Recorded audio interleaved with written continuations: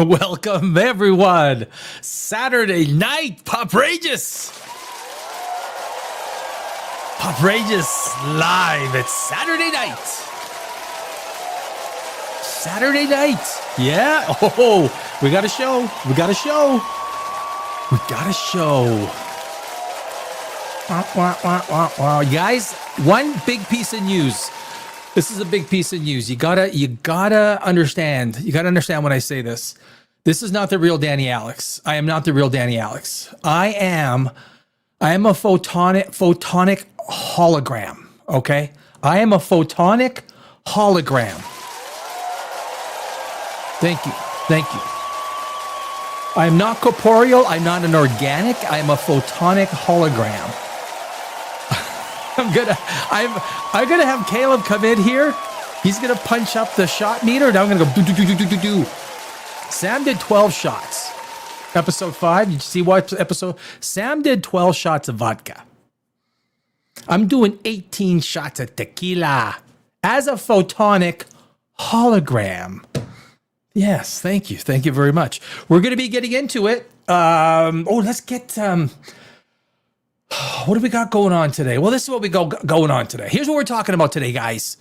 On POPRAGEOUS Live, it's Saturday night, episode 4. I was there during episode 4. I was there. We're talking about Knights of the Seven Kingdom. It came out on Thursday because they don't want to compete against the Super Bowl tomorrow. Super Bowl also happens to be one of the things we're talking about tonight. It's at the end. It's not a big segment. It's a little segment. We'll talk a little bit Super Bowl. After we're finished talking about Knights of the Seven Kingdom, there's 2 or 3 easy reasons why this show is doing good, right? There's 2 or 3 simple ones. Easy ones. I just saw something flash in the right. What was that? I don't know what that. I think it was nothing. There's a few simple reasons why Knight of the Seven Kingdom is doing so well. There's one big one. I'm going to show it to you in one picture. In one picture, I will show you. You will understand why Knights of the Seven Kingdom why it's doing so well. We're going to find out. And remember, thank you. Remember, thank you. Please sit. I'm not worthy of your gratitude. No, seriously, I'm not. And again, guys, the real Danny Alex, he went to go see a movie or something. I am the photonic hologram. I'm a photonic hologram. And I'm going to have 18 shots of tequila. Caleb is going to fire me up, man. He's going to get me all...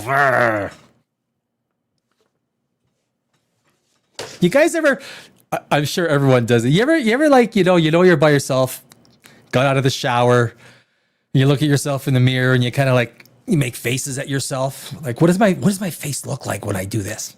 Or whatever it is, I think we all do that, don't we? Like, So, Knights of the Seven Kingdom.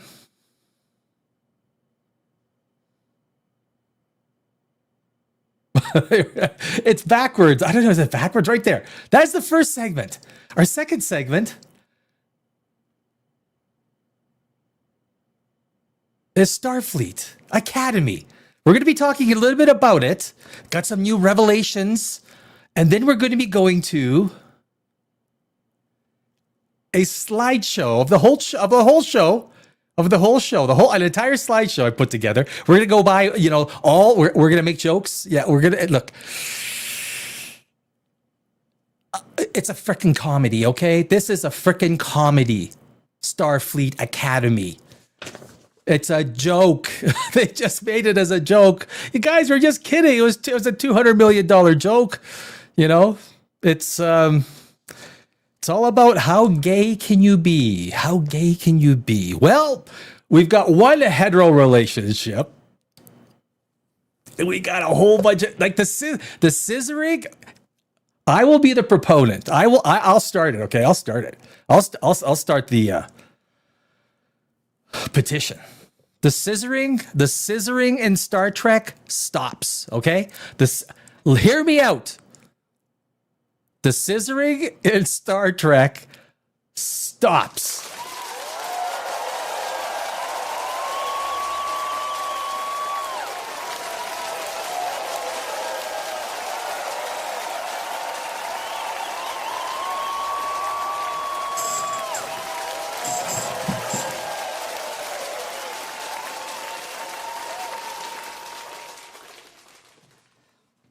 Hold on. Where is it? Oh, jeez. Oh, there they are. I got it. Okay, let me. I just want to. I wanted to illustrate this. Okay, let me do this again. The scissoring in Star Trek stops. Okay, no more scissoring. That's it. No more of.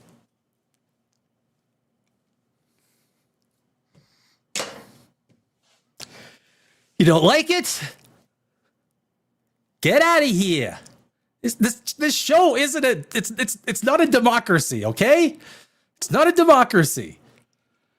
Are they heterophobic? Are you heterophobic? Have you ever asked yourself?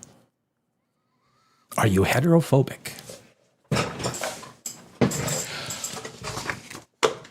So, guys, did you watch? Okay, let's get this baby started, okay? Right? Let's get this. Knights of the Seven Kingdoms. I always like to preface this because, you know, as a very young channel, a lot of people don't know me. I spent 19 years, almost 20 years in Los Angeles, award-winning screenwriter. I've won hundreds of film festivals around the world, TV, movies. I've never sold one of my screenplays. I've been offered. So I do come at things from a little bit of a, you know, perspective of, yeah, I got some street cred, right? Something. I've never scissored before, but I'm going to stop the scissoring. I'll tell you that much right now. Knights of the Seven Kingdoms. What a great freaking episode. You know what? And I'm going to tell you in a couple of minutes, I'm going to tell you exactly why Knights of the Knight, not plural, singular, why Knight of the Seven Kingdoms is doing so well, or one of the reasons why it's doing so well compared to Starfleet Academy. Starfleet Academy. It's not Shitfleet Academy. It's Starfleet Economy. Shitfleet Economy. Episode 5. I got my condensed notes, right? I got some condensed notes. But Knight of the Seven Kingdom, you know what, guys? This was, you know what they should have done? And there's been talk about it. I'm not the first one to say this. They should have been, if you're gonna create 6.5 hours of content, you should have made 3 1-hour shows. You should have made it a quick little miniseries. Or just, you know, go crazy and do like 4 hours. Do like 4 hours of content and make it 4 1-hour shows. Because the way it is right now, Knight of the Seven Kingdoms is equivalent to 182, 220 hours, something like that, minutes. 220, 230 minutes. I do have my glass of red wine. Allow me to have one cup. It's Saturday night. Like, if you're not going anywhere, are you? Sit down. Get a glass of wine. Get a cup of tea. If you don't drink, you can have Diet Pepsi, you could have tea, you could have a Red Bull. I don't know what you want. Yeah. To your health. My name is Danny Alex, guys. This is the 4th installment of POPRAGEOUS Live. It's Saturday night. We're growing, man. We're growing. But, so here's why. But before we get more into Knight of the Seven Kingdoms, I want to clearly delineate why Knight of the Seven Kingdoms is so much better. So much better. You're going to understand this, okay? You're going to understand this. Okay? Are you ready?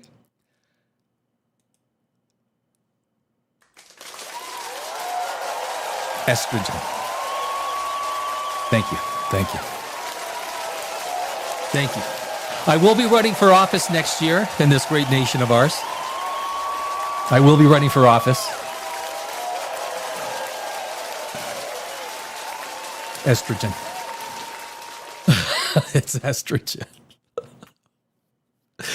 Let me show you. If you take a look, let me. How do I best exemplify this? Well, it's pretty easy. Pretty easy. Oh, I got to remove that. That's I am my own. I am my own producer. So if you take a look. Oh shoot! How do I? Oh yeah. Ah, it's not. It's not all. There we go. That'll work. So if we take a look, that's not even going to work. You know, they make this stuff so hard sometimes. So if you take a look at the cast, you got a lot of testosterone, right? There's a lot there. Where's the girls? Where's the girls? Do you know where the girls are? This is a show about fucking knights and people fighting and killing each other, standing up for honor. In a world such as this, women did have their place. Lady Brienne of Tarth, right? She kicked ass. A well-positioned female character. We respected her. We loved her. Brienne of Tarth. Brienne of Tarth. Cersei. Daenerys. I think, what was it? Beginning of episode, season, something happened again. There's ghosts in here, man. Fucking go. Season 7, at the beginning, they had the whole room and they convened and it was all women bosses. But at the time, you really didn't know it. You kind of knew it, right? You had the Dorne girl, you had what's her name from the Iron Islands, and it was all girl bosses, but it felt natural. Just the way they did it all, it felt natural. There was no one shoving estrogen like there's no, I mean, it was like episode 2 of Starfleet Academy. I'm going to be captain. No, I'm going to be captain. All right, well, fuck it.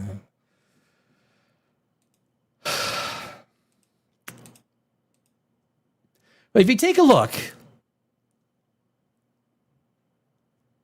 it's a pretty, I mean, the cast is pretty good. Now, what is interesting though, and I will say this, what is interesting about it is if you guys seen the GLAAD, GLAAD, the gay committee, the gay lesbian society that goes there and actively marks, you know, oh, this show wasn't gay enough. Your show is not gay enough, and we're not gonna give it the thumbs up. Well, that's okay because you are heterophobic. I don't care about your gayness. I don't even care about my heteroness, straightness. I don't care. All I care about is a great story. Mind blown. All I care about is a good story. And all you care about is delineating the fact of what you want to do in the sack. This is the way I take it. That's what you want to delineate. Most of us will agree this shit doesn't belong in stories. And when it is in stories, it takes away a huge reveal part. It takes away energy. It takes away all these things that could have been. Could you imagine? Look, there's a great season 5, Stranger Things. There's a great reveal place, a great reveal. What better place could there be than episode 7 of the final season? To have a reveal. What better place? What kind of reveal could they have about Vecna, about Mike, about Finn, about somebody, about Eleven? They could have had this great, they could have worked up to some great story reveal, right? They could have had a great story reveal that had impact on the final scene.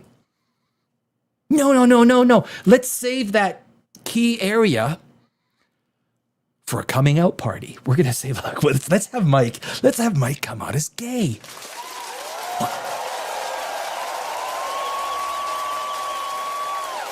What a great idea. Because it works so well with the story, right?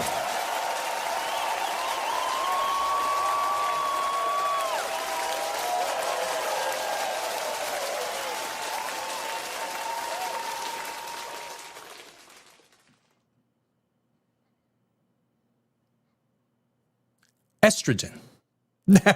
Now we'll get back to estrogen on our I gotta figure out. Yeah, there on our second part. Look, right now we're gonna focus on the good shit. We're gonna focus on the good shit. Night of the Seven Kingdoms, guys. For all seriousness, this was a great episode. This is from start to finish. This was 34 minutes of. You don't want it to end. The reveals, the changing of allegiances, right? And that's what you want as a screenwriter when you're writing something. You want the, oh my freaking God. You can't believe it, right? And they had some at the end. And guys, the cinematography at the end, they used a lot of smoke machines, but it was muggy, it was dingy. They had smoke machines. They built it in a way that scene looked authentic. It felt good. And the Duncan guy, Paul McCaffrey, what's his name? Superb job, right? This was a fantastic episode. We start off with he's sitting in jail. It kind of reminded you of what's his name? The dwarf. I can't believe I forgot his name. The little guy from Game of Thrones, sitting in jail, right? And so he's sitting there, and in this case, instead of a little guy walks in to save the big guy. In the other case, it was the Red Viper coming into, although the little guy's, what's his name? The Targaryen guy. I gotta have IMDb up so I can remember everyone's name. I really do. And after episode 3, you knew that there was going to be some serious tension with the big reveal, the whole Targaryen thing, Darren Targaryen and whatnot, and the whole, as they sort of, worked through it, we had the shield bit, which was a piece of, there's some good emotional setup. And if you take a look at why there's not an overabundance reliance on dialogue. The dialogue is exactly where it needs to be. They stop and they have used a lot of silence. Silence is powerful in TV and in movies. Silence is dialogue in its essence. Silence is dialogue. And if you write a good script, you can leave the silence and it works, and the audience knows what the silence is for. His speech to all the lords and everything, and the guy stands up and he lets out a fart. I don't know how the entire place could have heard a fart. I mean, that would have to have been a monstrous fart. Seriously. I mean, like if they have to have like all these Shure mics right up to his butt, right? Okay, now let it go. Obviously they did it in post, but that was a loud fart, guys. That was a really loud fart. It traveled across. It's one of the dumb things. You use it for effect.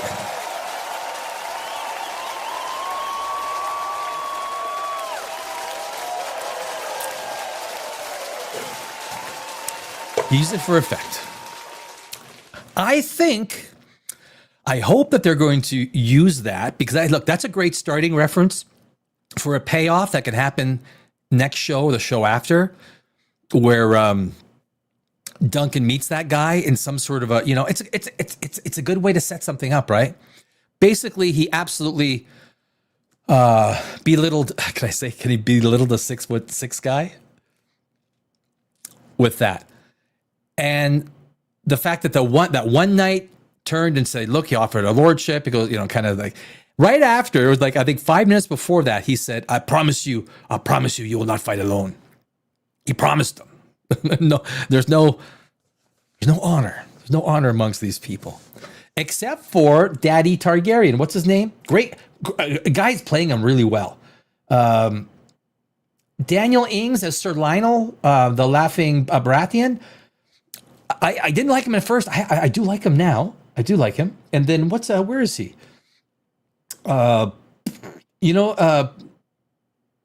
Prince Darien, the drunken, the Henry Ashton. He's doing a great job who is now basically the antagonist, right? And where is he? Sir Lord Ashford, Sir Alan, Patreon, Tanzel. Why? Oh, maybe he's on the secondary pages. Like, yeah, he's not. For whatever reason, he's not. But that was it was a great setup. Where what's his name? Targaryen. You could kind of feel it happening because Duncan he didn't say too much. Right when he was talking about in front of all the Targaryens there, and Daryl, what's his name, asked for a fight of 7, the fight of 7. And Duncan's big thing is like honor. Like, and when he asked the question, wouldn't you have done the same for honor? Daddy Targaryen said, I most would have. Kind of was a little bit of foreshadowing the fact that he was going to come out, right? Because he thought about it. So there was some good writing. Look, there's not a lot of good writing in Hollywood. That's part of the reason I left Hollywood. Yeah. So, it was good energy. You didn't want it to end, and you know it's a good episode when it ends, and you do not want it to end. That's a good episode. The egg, Aegon, little Aegon, great, great reveal, great.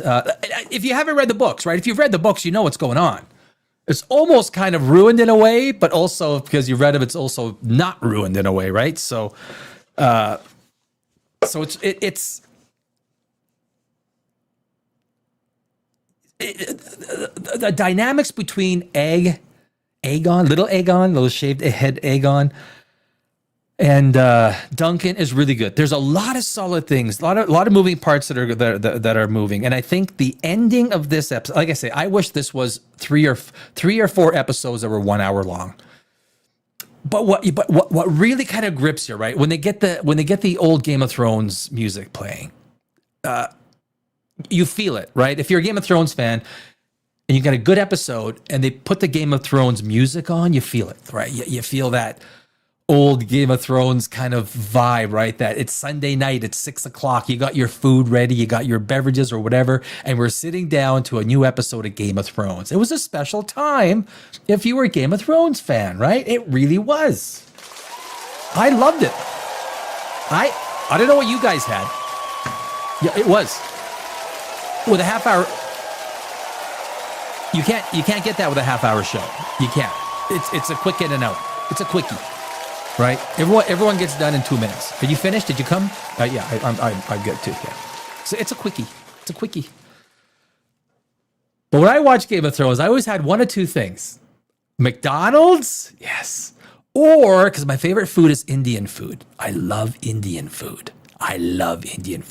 So I'd always either have McDonald's, or more than not, I'd have Indian food. I'd have the whole spread, the lamb vindaloo. The curry vegetables, all of it. But that was Game of Thrones. So if you guys, Game of Thrones lover, you had that same thing in your own sort of special way. The music reminds you, and especially with a good episode, like episode 4, right? You get it, you feel it. And there's only 1 hour of show left on this. It's like, it's not enough. Like, you're almost upsetting more people by having such a short season. Like, you're not. This episode had a 9.7. Let me get to this. Let me get to this. Let's get this back up. Or can I do it this way? Should I do it that way? I can do it that way. It had a 9.7. If you so a total of 8.6. You see at the top right there. And then if we go to the episode, we got a 9.7. Look at that. 9.7. I mean, that's fucking high. 19,000 votes. It's 19,000 votes, guys. It was a good episode. It was good. Look, if you had commercials in there, this would have been 50 minutes. 50 minutes. It's almost a 1 hour show. I think 41 minutes of actual airtime is the rest of it is that. Basically 1/3 is commercials now, right? 1/3. This is overwhelmingly, this is good TV. This is kind of like Landman, right? Why is that? Let me pull myself down there. Yeah, because I can make changes on the fly here on these. What I want to get before we're gonna get to our second segment, Starfleet Academy, or like to say Shitfeet Academy. And I was like, where are we here? Where's the? Did I get to it? Number 9.7. And in this case, there are people that are giving it a 1. I'd rather see. I don't need to see why people are giving it a 10, right? Why are people giving it a 1? Like, what's the rationale? Oh, where to go? Come on, don't do this to me. I'll get it. Don't worry, guys. Yes. Oh, I thought I could click on that. God damn it. So 10, 10, 10, 10. 10, 10. A lot of 10s. Oh, someone they're review bombing, guys. Look, they're review bombing. I mean, someone's going to tell, is Alex Kurtzman watching? This is what happens when you actually do a good episode, right? Look at this. 10 out of 10, trial begins. Helpful, 46. Unhelpful, 1. Who's the 1? Everything is like a 1. 10, 9 out of 10. Whoa, you only give a 9 out of 10? I actually gave it the whole series I've given an 8 out of 10. I do a 9 out of 10. That's really high for me. A 9.5 is the highest I'll ever go. It's probably more now. Now that I'm seeing more of Night of the Seven Kingdom, it's higher than an 8 of the original. It's definitely 8.5, and it's creeping up to a 9. The last 2 episodes, it's just. I want to get the. I thought I could click on the 1s and then get the 1s, but this is just the episode. This is just episode 4. I know we got 6 episodes, right? But you're saying, oh, there's an 8. There's an 8. It's not a 10, and you're like, whoa, what did just happen? So anyway, that's what we're now.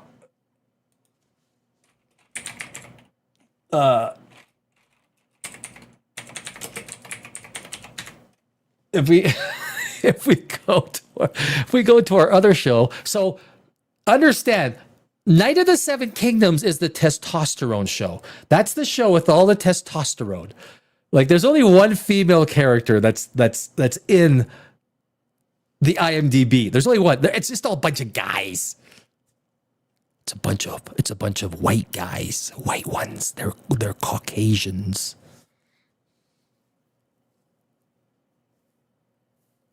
So did you say something? I did then. So obviously J.R.R. Martin and Ira Parker, they were not doing any race swapping, right? None. Hey, some people are going to call it down. Hollywood is going to call it down. Hollywood is not. Probably be interesting to see if they get any nominations, because you got to have quotas. You got to have quotas. They are not meeting those quotas, and that is what impresses me. And HBO, what I love about HBO is they say, fucking just do it then. We don't give a shit.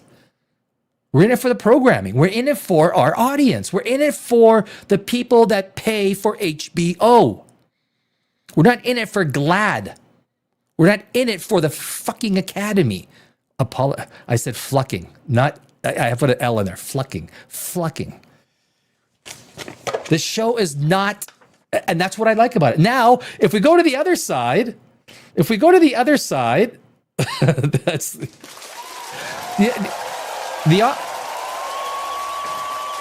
thank you.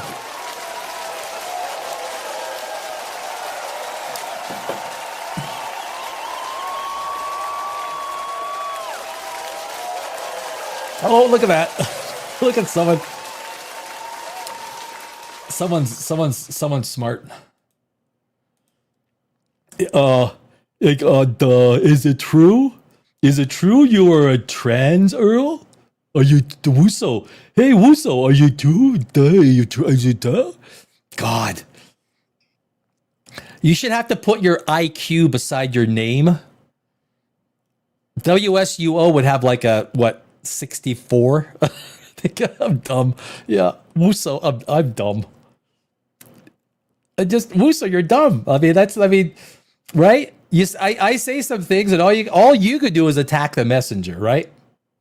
That's all. Hey, whoa, Mike, I just saw that. Fucking nice. Crown. To Saturday night.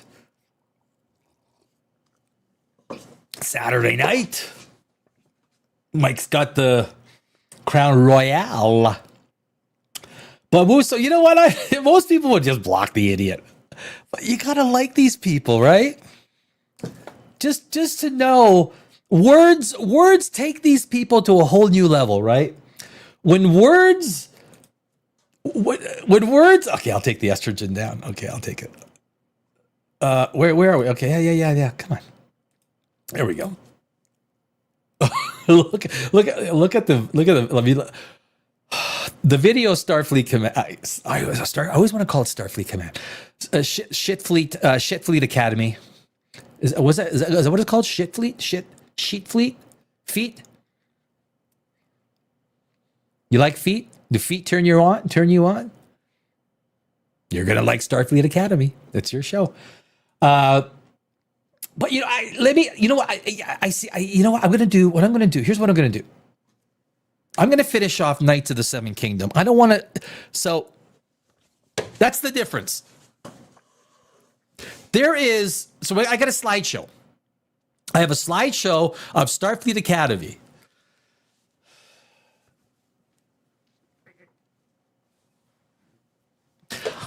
I'm not sure if I was doing a Sam dance. And remember, guys, I am not the real Danny Alex. I am Mike. Hey, Pamela. I haven't seen you for a while. Suck my toes. Oh, shit. Oh, fuck. Right.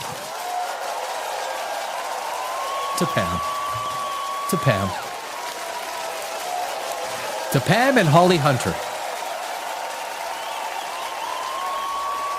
I'll tell you.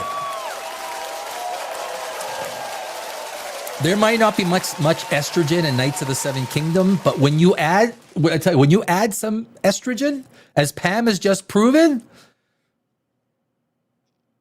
things come alive.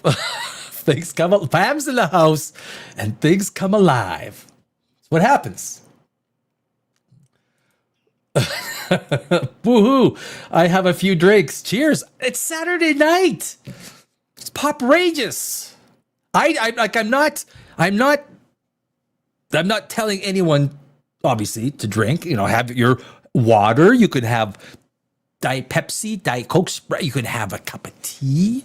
You could have red wine, Crown Royal. You could have 12 shots of vodka, like Sam did. I am not Danny. I am a photonic hologram. I am a photonic hologram, guys. Cheers to either dirty or varicose vein feet. It doesn't matter. Give me the feet. Give me the furries. I want the fur. Give us. We get. Oh my God. This is. Oh, he's gone. Yeah, we'll talk about him later. Stephen Colbert. I have a Stephen Colbert story I've told once. Stephen Colbert is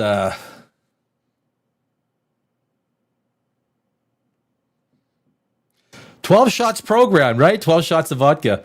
I am photonic hologram Danny Alex. I am programming 18 shots of tequila tonight, Mike. I'm programming myself. 18 shots. Colbert is afraid of me. Oh, you remember the story? What that was at the Grammy Awards or American Music Awards. Sorry, American Music Awards. Yeah, that was Shakira saying "She Wolf." And yeah, Stephen Colbert was staring at me. I was with the guy that always say, "Oh, God, what's his name?" Peter. He's on the black dude. He's actually white. The guy that does the voice, he's actually white. He's a white guy. He was there with him and his wife. Great guy. We spent the entire Grammy Awards together. What's his name? Oh man. Then it's a Family Guy. But we hung the entire Grammys.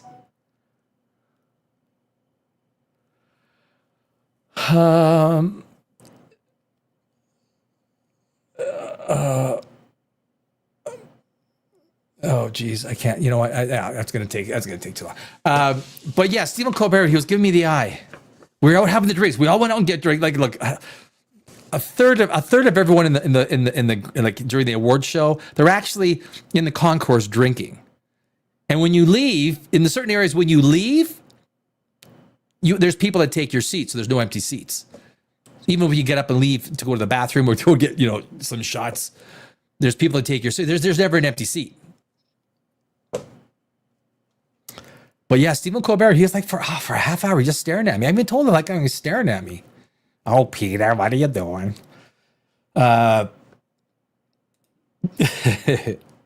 So shit. So Night of the Seven Kingdoms is the worst thing about Night of the Seven Kingdoms is that it's only 6 episodes and it's over so fast. I really hope they did a good job writing 6 30-minute episodes or 6 35-minute episodes. It's different writing an hour, and you're going to do 10 episodes, 1 hour, or 8 episodes. It's a different story. But the characters are good. They're writing the characters well. Cinematography is good. The feeling, the world building. Love the music, right? The feeling of the music back in cadence with just good story, good scene transitions, things you don't expect. What makes a great screenplay? When you're writing a screenplay, whenever I write a screenplay, you write things that you don't expect. How do I make someone go, oh? That's what you look for as a screenwriter. And I know they released this. They didn't want to compete against the Super Bowl tomorrow. Who wants to it's not the best Super Bowl. Seahawks versus Patriots. There's better games. There's better games.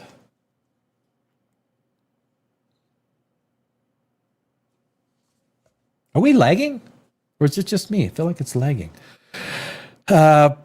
Is there anything else I want to mention with Duncan? Oh yeah, I did. It's a show that respects the audience's intelligence. It prioritizes. There's no message.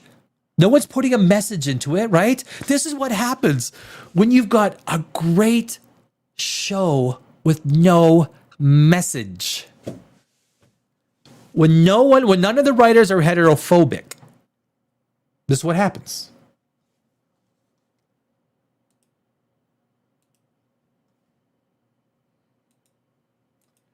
What is going on here? Okay, you know what? I think I know what's going on.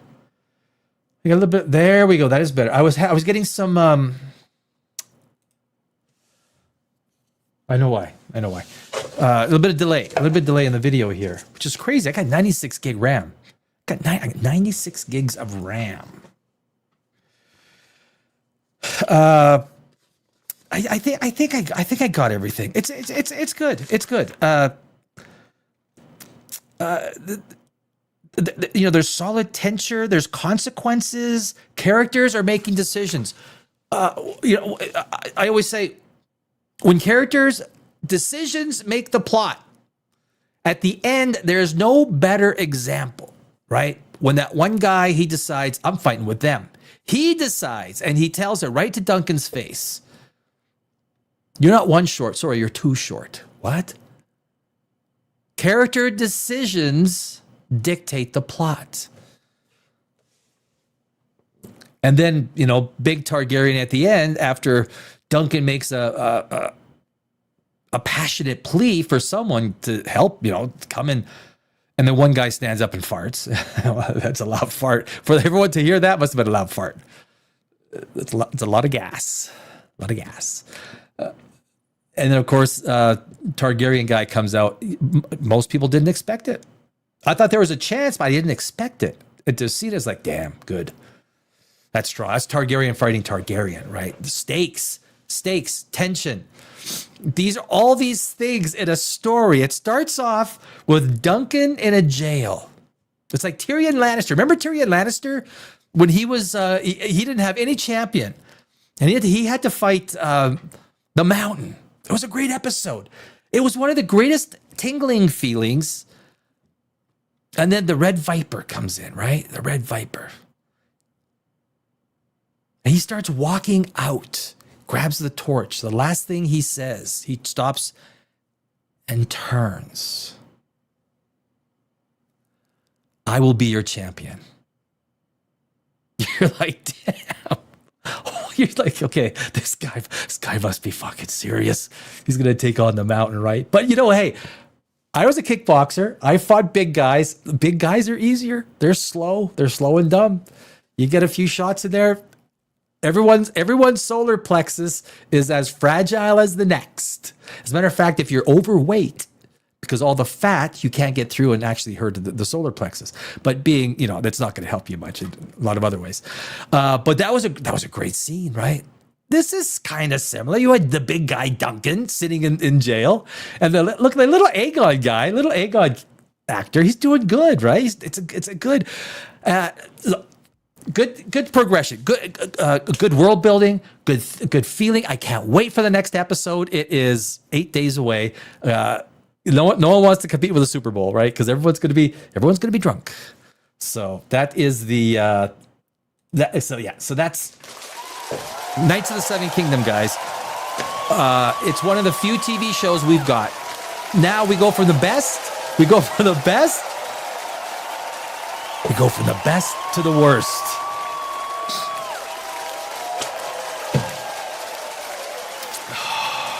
I know. Ladies and gentlemen, I present to you Starfeat. The Starfleet Academy. If you have a foot fetish, you're in the right place. Okay, you're in the right place. So on Thursday we did talk. We did have a couple hours chit chat. So we don't want to spend too much time on Starfleet Academy. Did you guys see Henry Cavill as Highlander? We covered it on Thursday. I didn't want to cover it again, but I love Highlander, right? Christopher Lambert. One of my favorite old time shows. Mike, I bet you like the first Highlander, Christopher Lambert. You strike me as someone who would like that as well. Mr. Crown Royal Mike. I think you would enjoy that. I think Henry Cavill, immortal with a sword. He's playing Connor, right? I think he's got to be. Yes. Highlander is awesome. Yeah. I got, it's kind of like one of those things. Even look, the quickening and then ones were like, yeah, they weren't bad. They kept, it wasn't great. The first Highlander is awesome. Yeah. The first Highlander was awesome, and Henry Cavill is perfect. He damn right he is, right? You see, as The Witcher, like he left even I thought the first season of The Witcher was crap. It was like messy. It was like mushy pasta. It was all over the place. It was everywhere. You didn't even know where it was or where. Wait a sec. Didn't we just play this?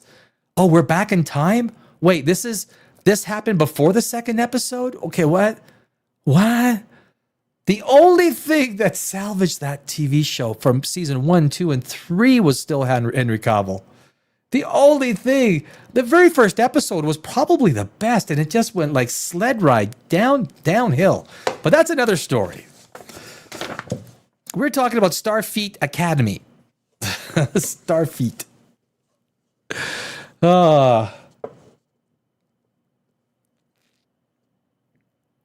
It is basically,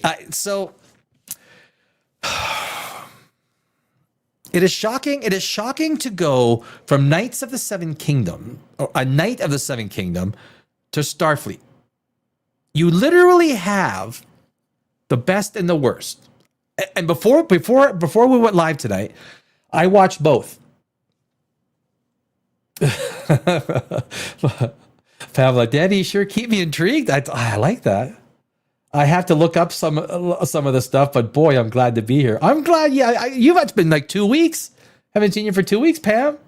Starfleet Academy. I'm calling it that from now on. Damn right today. You gotta drop the L. This is about Holly Hunter's feet, toes. I am a hologram. I am not Danny Alex. I am a photonic hologram. I'm 217 days old, and I am looking for the reason organics are organics. Because for so long, the humans, guys, for so long, the humans who, holograms, right? Humans, we invented holograms. We basically, project this. As human beings, we invented holograms. But apparently, the holograms became sentient.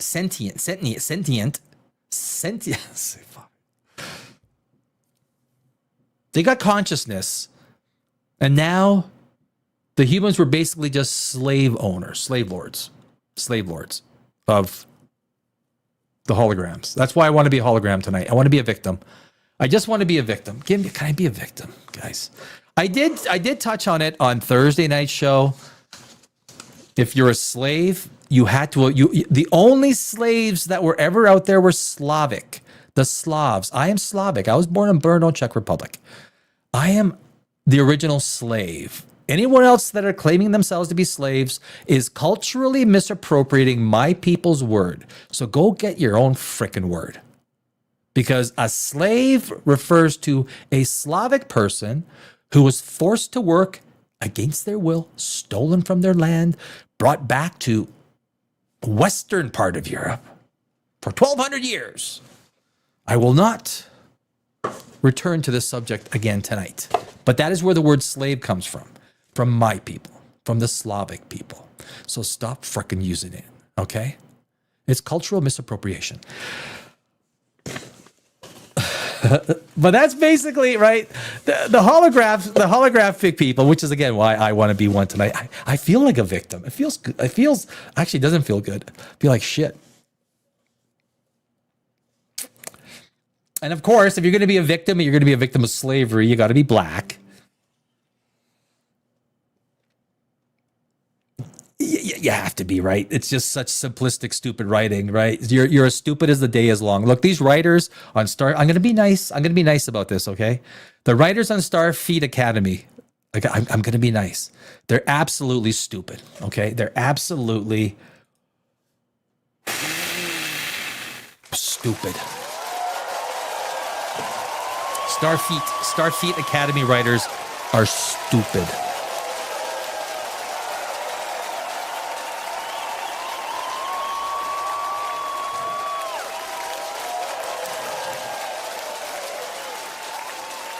I'm going to have a funny face night. This one night, that's going to be just funny faces.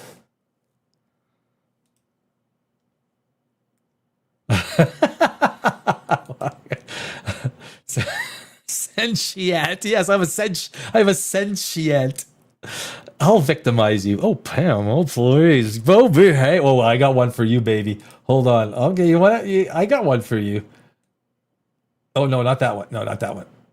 Yeah, baby. Yeah, actually, yeah. Do I have? Very shagadelic, baby. Yeah. Very shagadelic, baby. Yeah. Did I do it? Did I get it right? Did I get the cadence down? Did I get it? I'm not Pam. Pam's having some booze. Why not have a beverage? Because it's POPRAGEOUS live. It's Saturday night. If you are having beverages, yes. I fully endorse the applause for it's Saturday night. Every Saturday we gotta do it. This is what we do. It's our 4th episode. Mike hangs out. We got Pam. We got a few other people. Cellophane hangs out. There's a few other people.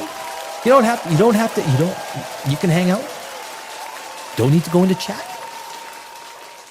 I'll make stupid faces. If you want me to make stupid faces to help entertain you, I got a million of them. On Thursday, I did the pirates. I'm not going to do the pirates tonight. The pirates, I'm going to pull out my pirate impression only once in a while to really impress. Because when I pull it out,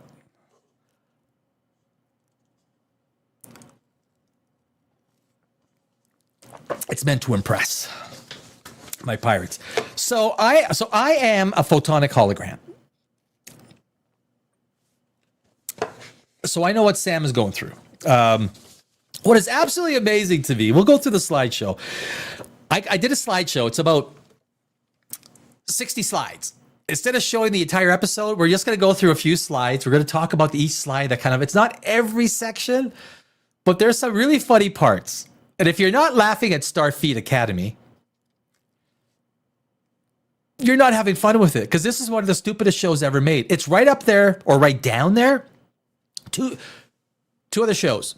Robin Hood. Robin with the Y. Remember? Guys, remember Robin Hood? You know what? I'm going to pull it up. Just in case some people are going, oh, what the oh, no, you know this. Robin Hood.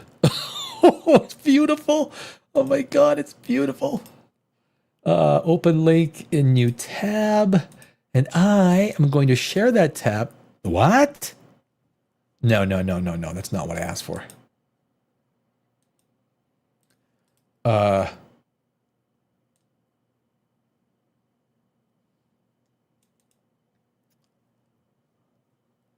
Oh, I see. That's a video. Oh, geez. What? Come on, guys. Okay, there we go. They'll open a new tab. Okay, how come that's not sharing? Oh, geez. This should not be this difficult, guys. Come on.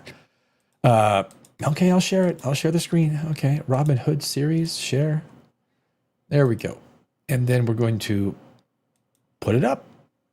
There we go. There we go. There we go, guys. Right? You know what I'm saying? There it is. There it is. Did you guys see it? Did you guys watch it? This is...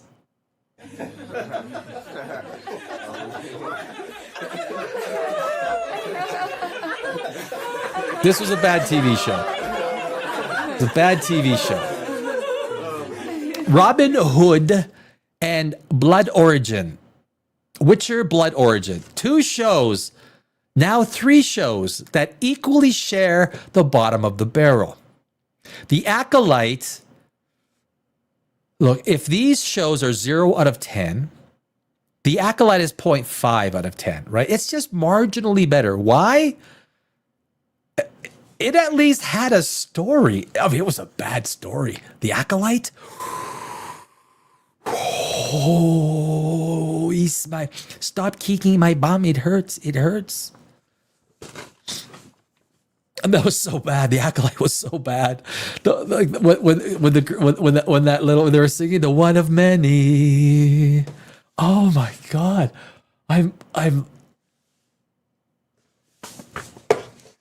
that TV show. Now, Ahsoka is coming out. Season 2. Dave Filoni, the new head of Star Wars. Oh my God. Oh my God. Guys, we're so fucked. We're so screwed. We're so screwed. If you like, look, it's just best not to watch any of this stuff. That's how the voice. Ahsoka season 2. Ahsoka was better than The Acolyte. There was just a lot of, right? It's a lot of, you know what it was? Oh, wait a second. Okay, it was, oh man, come on. There we go. It was a lot of estrogen. It was a lot more, yeah, it was a lot more. Ahsoka was 78% estrogen. It was 74% estrogen. It was 17% binary, and it was 9% testosterone. That was Ahsoka. It was more binary than it was testosterone. Testes. Testosterone. Look, I don't expect everyone to agree with me, and I don't fucking. If everyone agrees with me, then I'm doing something wrong. I am. I'm certainly not. I no desire to hurt anybody. Like, and if you're hurt by something I say, I'm sorry, man. Then you're just probably heterophobic. I mean, I'm not. Like, what do you say? Like, you're heterophobic. I'm not gonna. But the biggest thing before we get to the slideshow, guys, we're on our second segment. We're on our second segment of the evening of POPRAGEOUS Live. It's Saturday night, episode 4. I can't wait till like episode 100. What are we going to be doing on episode 100? There's probably going to be more than just me on this show, I would imagine. Probably. It's going to be a time there's going to be like Danny and like 1 or 2 other people, so, you know. But I do like dissenting voices. I do. You got to have an argument. Not an argument. You got to have dissenting voices. I don't know if you could find that with Starfeat Command. But there's Sisko, the Benjamin Sisko. Oh my freaking God. Can you look, isn't it what's the most shocking thing? You're asking Danny, with all of your years in Hollywood, you've done all these years in Hollywood. You've been there. You've done that. Well, I haven't done all that. I'm still a good, you know, I want to say young man. I'm not really a young man. The worst thing about it was the fact is that the actual character, Benjamin Sisko, the actor, this guy they elevated as a god. He said, "No, I don't want. I want nothing to do with it." Right? Not one picture, not even a picture, not an image, not even an effigy, nothing. Benjamin Sisko exists in this, and I have a theory. You're wondering, like, why this thing with Sisko? He wasn't a bad captain. If you guys look, Deep Space Nine was 30 years ago. Do you think I remember it? Even if you watched it all, how much do you think you really remember? I mean, you remember the characters. Sisko was an okay captain. He had his own way of doing things. He wasn't bad. He was not Kirk level. He was not even Chris Pine level. Although Kurtzman absolutely destroyed in 2009 Star Trek, absolutely eviscerated that sort of origin story of Kirk. Oh my God, that was just embarrassing. That's just disgusting what they did to Kirk. 2009 Star Trek. In 2009, how could you not have $1 billion movie?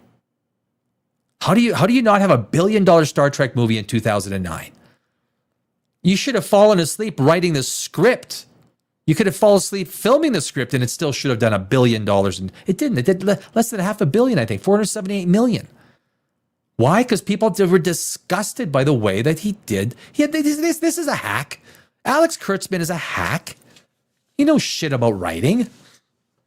The proof is there. You don't have to believe me. I'm not telling you anything you don't know or presume to know. You got this entire episode about Benjamin Sisko, and he doesn't even appear in it. He's a god. I want to learn more about Benjamin Sisko. And you could just see like the showrunners, you know, at the back they're going, okay, what the actor said no, he doesn't want to be a part of it. Well, maybe we still have rights to his face. Maybe we can put it out. They probably only had rights to his face during the time they aired it. They have rights to the name Benjamin Sisko, Paramount. They own it. But under contract, the actor, I forgot his name. Not that important right now. The actor said, I don't want to be a part of this. I don't want to be a part of it. No. Okay, we'll give you $2 million. No. I don't want to be a part of it. Like, really? Like, that does that not say everything? The actor wanted nothing to do with it. Paramount. Cheers. Saturday night. I hope you're on the couch, in the kitchen, cooking late night dinner.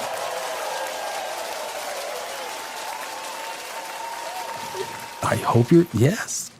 Having some crown. Having some crown. Yes, I'm having red wine. I hated that they killed off most of all the Vulcans in that. Oh, fuck yeah. They have to make, they're turning them into victims. JJ and Kurtzman create things by destroying beloved people and characters, like they did thoroughly with Data, and then Terry logically saved him. They bastardize everything. Now, even just like, so if you're like, even like the Romulans, right?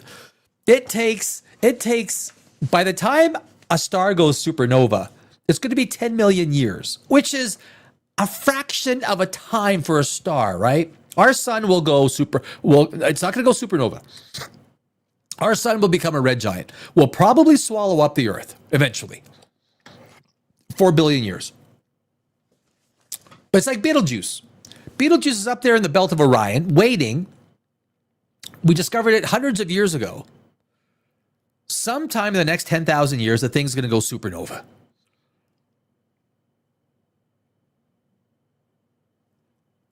Exactly. But somehow in 200 years, the Vulcan star, the Romulan star, completely, went to full iron. When a star, it cannot convert iron. Iron takes more energy to fuse than it does what it releases, which takes a long time to get there, right? But not in star years. It's like, for us, it'd be like, an afternoon. And 10 million years in a star years for stars is nothing. It's nothing. It's like it's an afternoon.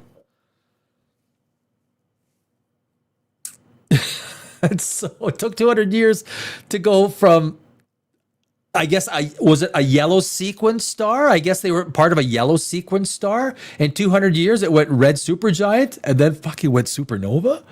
I mean, that should be taking 5, 10, 20, 30 million years. But this is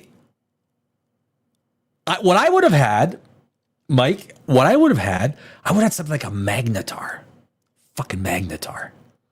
You know what a magnetar is? It is a neutron star.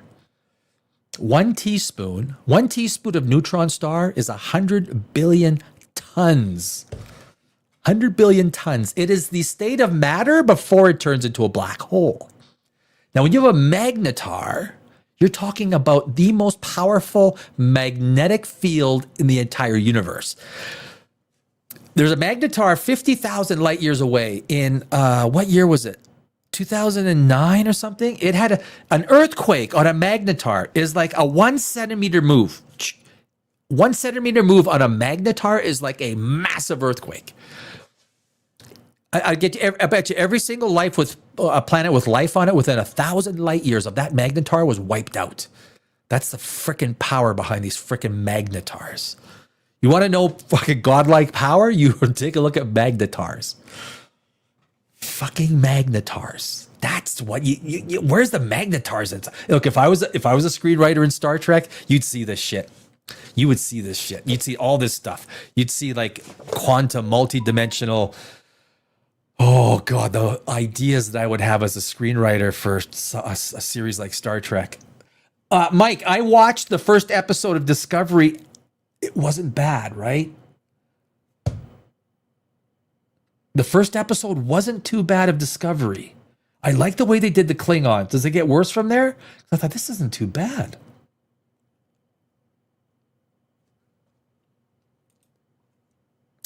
The only way Romulan sun would have blown up is if someone used like a trilithium device to blow up the sun. So stupid without context. You would need something. I mean, the sun, like these are things that are beyond comprehension. There's so many ways. Just put your thought to it. Like, how do you destroy an entire world? Like, there's so many ways. But you don't get a supergiant going supernova in 200 years. Stupid is. I got one for that. I got one for that. Stupid is, stupid does, sir. Yeah, that fucking right.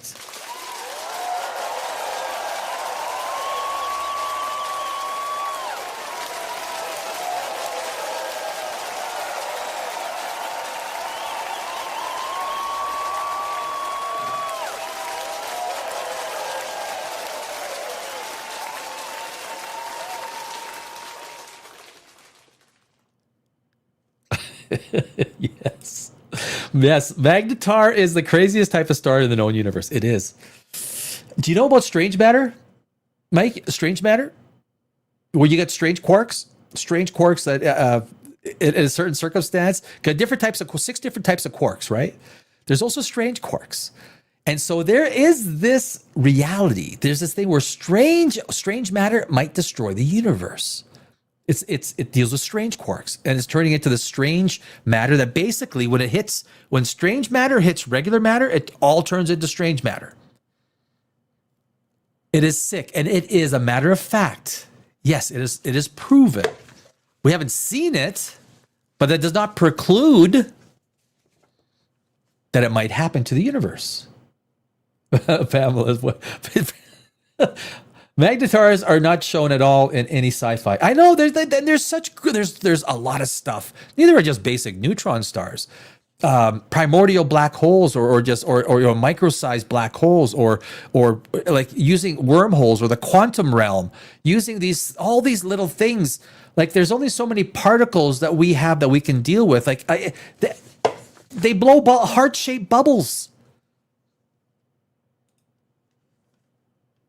I am, you know where I'm Mountain Time. I used to be on the West Coast. I was 20 years in Los Angeles. I am now in Mountain Time.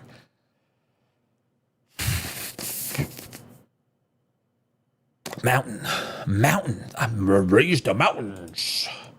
DS9 and Star Trek Generations touched on a device like that. If you had trilithium resin to a star, I faintly remember that. It causes it to lose gravitational control.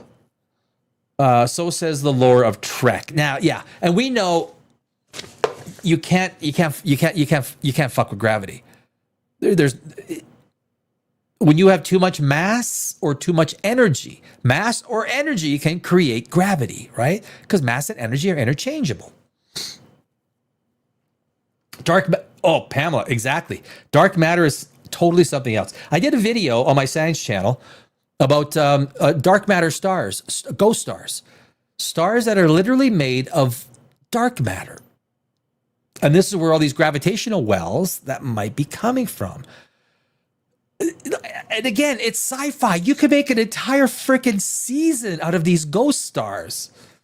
You have some race that has discovered this quantum realm that exists within the dark matter, and they have planets that live around ghost stars, like dark matter stars. There's an entire freaking season of this shit. There's an entire race that you could develop, dude. If we sat down over, like, even just give us a bit of booze, right? Come up with some sci-fi concepts for Star Trek. I mean, we just did. 20 minutes, boom, we're done. Central Time. Okay, all right. You're 1 hour ahead. 1 hour ahead of me. Pam, I don't. It doesn't bother me that you're ahead of me. It doesn't. It doesn't. Oh shit! Is that the way you start? Is that the way you talk? Is that the way you talk? Somehow someone should find a white hole. Yes.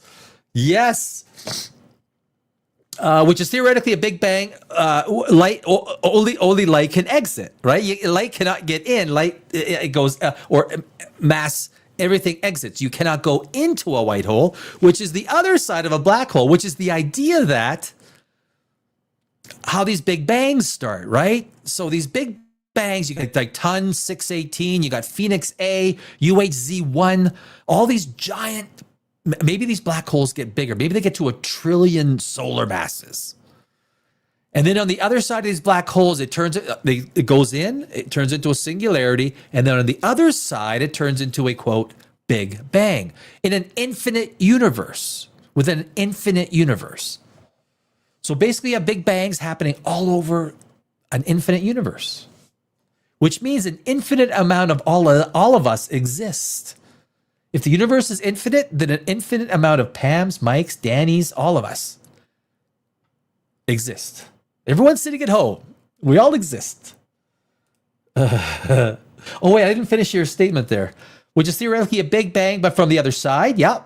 Exactly. Yeah. That would be a crazy sci-fi show if done right. Of course it would, dude. That's where you get like, an absolute, great, you get a great cast of Star Trek, and you get them that are willing to explore the ultimate realms of theoretical parts of the universe. And one of those could be a white hole, a black hole. Somehow they figure surviving a black hole is impossible. If you have a black hole the size of ton 618, you could probably get through the event horizon. Well, if ton 618 is feeding, probably it's probably like 300 million degrees in the accretion disk. But if it's not feeding, if the black hole isn't feeding, you could actually go through, because the bigger the black hole, the less gravity it is, because it's spread out across such a massive distance. But you could go inside, go to the singularity. The only thing that tries to define a singularity is math. We don't know what a singularity is. I mean, theoretically, it's impossible, but math says it's possible. But yeah, these are concepts. And then on the other side, whatever it is on the other side, Interstellar, to Christopher Nolan's credit, he tried to tackle some of these things. Christopher Nolan is Tenet. Look, Tenet was all over the place. He tried to do some science stuff that just didn't work. I mean, it was like, what? Although it was interesting. It was interesting. Pamela's laughing out loud. White holes are ways that alternate universes created in areas we know nothing about. Maybe that's how we have so many alternate realities. Just saying. Whether they, why do I have a runny nose? Whether they open up into a universe with different physical laws, that can happen. We don't know. We don't know. Is there other universes where the speed of light? Imagine a universe where the speed of light is not the constant. That light travels instantaneously. That even objects with mass experience light instantaneously. So that when we're looking through our telescope, we don't see things from 10 billion years ago. We see things instantaneously. What about a universe where things with mass are not limited to not going the speed of light? Or a universe where the cosmic speed limit is not the speed of light. It is, in fact, much faster. Or where radiation doesn't hurt biological beings, where radiation is radiation will destroy us. We go into outer space, radiation is going to absolutely destroy us. The human body. Am I right, Mike? Radiation we're going to Mars. You know what's going to destroy everyone going to Mars? Radiation. You know what's going to destroy people when they go to Mars and they hanging out in their little, it's going to be radiation and 30% gravity or 38% gravity. It's a problem. It's a big problem. The only way that's possible is through thought consciousness. Good point. They said we switched universes with the CERN. Brian Cox is, what is he? He has a high position at CERN. And the particle physics and the things that they learn at CERN are pretty fucking amazing. And you have to thank the Europeans for CERN, right? The CERN particle accelerator. Like the Traveler in Star Trek, The Next Generation, where thought is the fastest form of travel. Or, Mike, can I one-up you on that? Are you listening, Pam? Is everyone at home, the studio audience, are you all listening? Did you see South Park and Shitter? Shitter. It was only Eric Cartman and what's his name, right? They were on Shitter. They were thinking. They thought their tweets. What's his name? The guy. Wow. These guys leave the zeitgeist and I forget their names. Just boom. I totally forget them. Who are they? I don't know. I can't remember. Baldwin. Alec Baldwin. Damn, boys. You're Pam. Pam rocks ass. They say Voyager traveled the furthest right to the Delta Quadrant, but the Enterprise D traveled millions of light years in that one episode going past multiple galaxies. Right. That's something that wasn't explored enough. And it's called science fiction for a reason. It's not called science fact. It's okay to measure science fiction sometimes against science facts. We get a grounding from it. But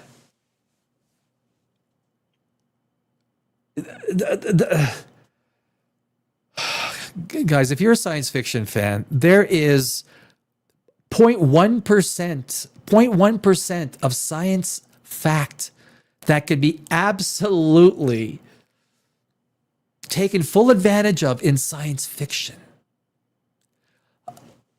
Event Horizon did some of that, right? This was some of the great stuff from 30, 35 years ago. Event Horizon tried to do this gravity drive that went to a dimension equivalent to hell.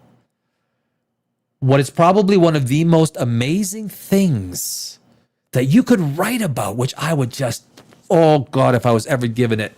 Danny, we want you to write Event Horizon 2. Oh, okay. You ready for some fucking hell, man? Okay, Oh, of course they should have. Like, there's an entire. And what does Starfleet Academy do? What does Starfleet Academy? They explore Benjamin Sisko.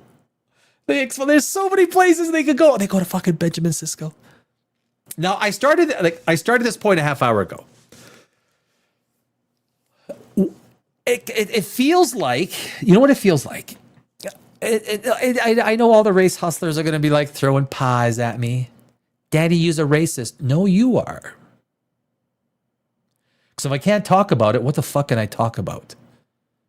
You can talk about white people, all this and that. You can talk about this and that. We can all talk about this stuff and have a conversation around it. So if you got the R word lined up in your mouth, shut the fuck up. Get a brain. Get rational and allow people to discuss these things without some dumbass throwing around the R word. Okay? It was like Jay, it was the guy from Thursday night that blocked me. He blocked me. Fucking blocked me. I believe, look, there was a conscious design. It seemed like they were trying to elevate Benjamin Sisko. You got great captains that are Kirk. Look, you're not going to beat Kirk. You're not going to beat the original.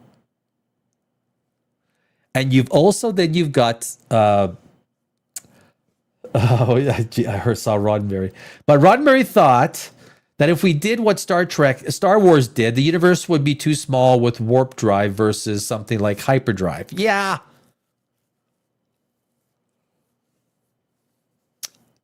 The Star Wars hyperdrive is not, I mean, it's just pure mumbo jumbo. Not that warp drive is, dilithium crystals don't exist. Negative energy is not going to be on our doorstep anytime soon. There are miles, millennia away. We don't even know if we're going to be able to create negative energy, negative matter for matter and then how to regulate it. We regulate it through these powerful magnetic fields. There's no such thing. Dilithium exists.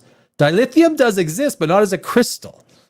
It exists as a liquid, I think, right? But it is basically, it has none of the, the some crystal that just regulates matter, antimatter within subspace. Okay, now I don't do drugs, but someone's been smoking a lot of drugs. Like, it's good science fiction. This is good science fiction.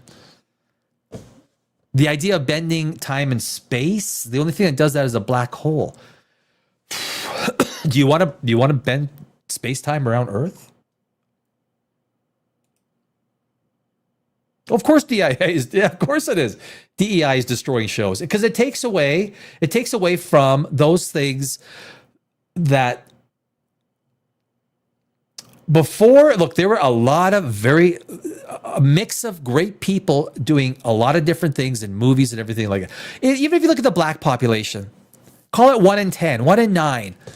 Okay, call it 1 in 9. So if you do the math, go back, every 9 years, we should have a black actor statistically, based on population, statistically, should win an Oscar.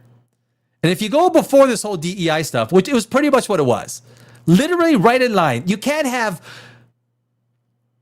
12% of the population winning 50% of the fucking awards. It doesn't make any sense. And then the awards don't mean anything because you pressured people into voting for something that everyone goes, oh, fuck me, really? There we go. Here we go again. Fuck. Merit. And look, 85% of black people in the black community will agree. It's that 2% that have got these loudmouth little beaks that go around. Anyone says anything different, just make sure you call them a racist. We need to call them racist. Pamela, fucking great. No one is unique with DEI. That is so well said. That is so well said.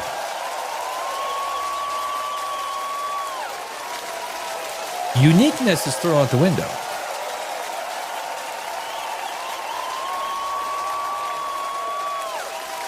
Dilithium?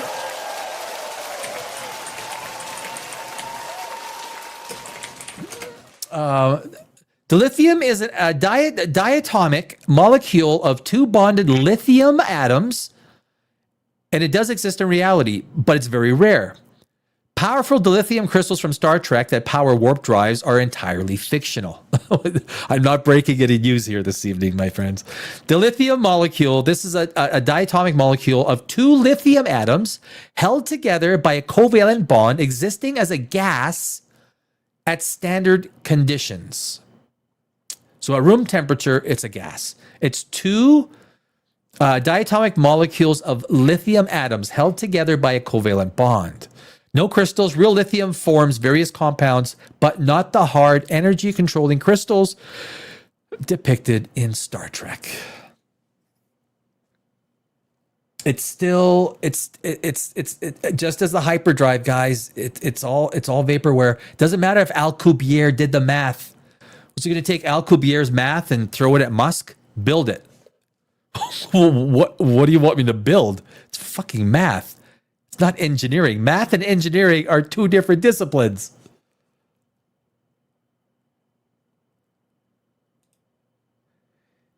DEI is what's worrying me about Stargate. I know. I'll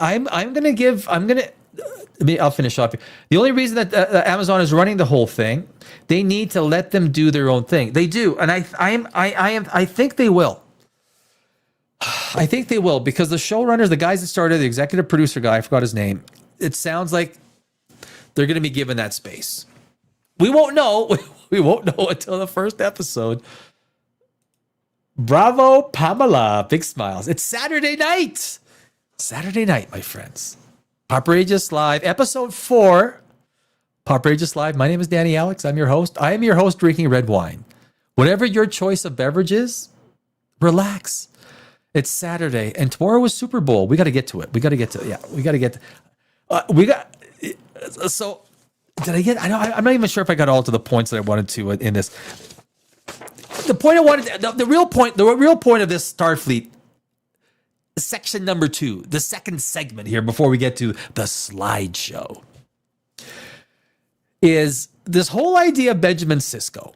The entire storyline with Benjamin Sisko is a shit show. It almost like they were trying to create an episode that elevates Sisko to the position of Jean-Luc Picard and Kirk and maybe even Chris Pine a little bit. Sisko was an okay captain. He wasn't bad. The best thing about Sisko, he wasn't bad. I don't know if you agree with that statement, Mike. Hey, we got someone. Yeah, I like people new. One Light Warrior Princess says cheers. Oh, geez. What do you got? Cheers to One Light Warriors Princess. Always like it when new peeps come and say hi. I do. But it felt like this episode exists only to blow smoke up Benjamin Sisko's ass. Relax, don't do it.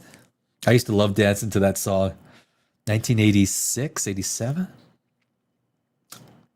I remember. When you want to come, bow, bow. That's what it felt like to me, Starfleet Academy. This episode 5, was nothing more than analogizing this whole... I am a hologram tonight, by the way. I'm not Danny Alex. I am a photonic hologram. I am. I'm 217 days old. I'm not corporeal. I am Sam. I am Sam. But it was like, look, the actor, the Sisko, he didn't even want to do it. There's not one image, not one picture of Captain Sisko. The whole fucking thing. The whole thing is just blowing smoke right up his ass, right? You're fucking awesome. Oh, I gotta know more about you. I gotta know. You're amazing. You're just amazing. You're just so good. And the actor goes, okay, no, you're not using this. Okay, you're not using this.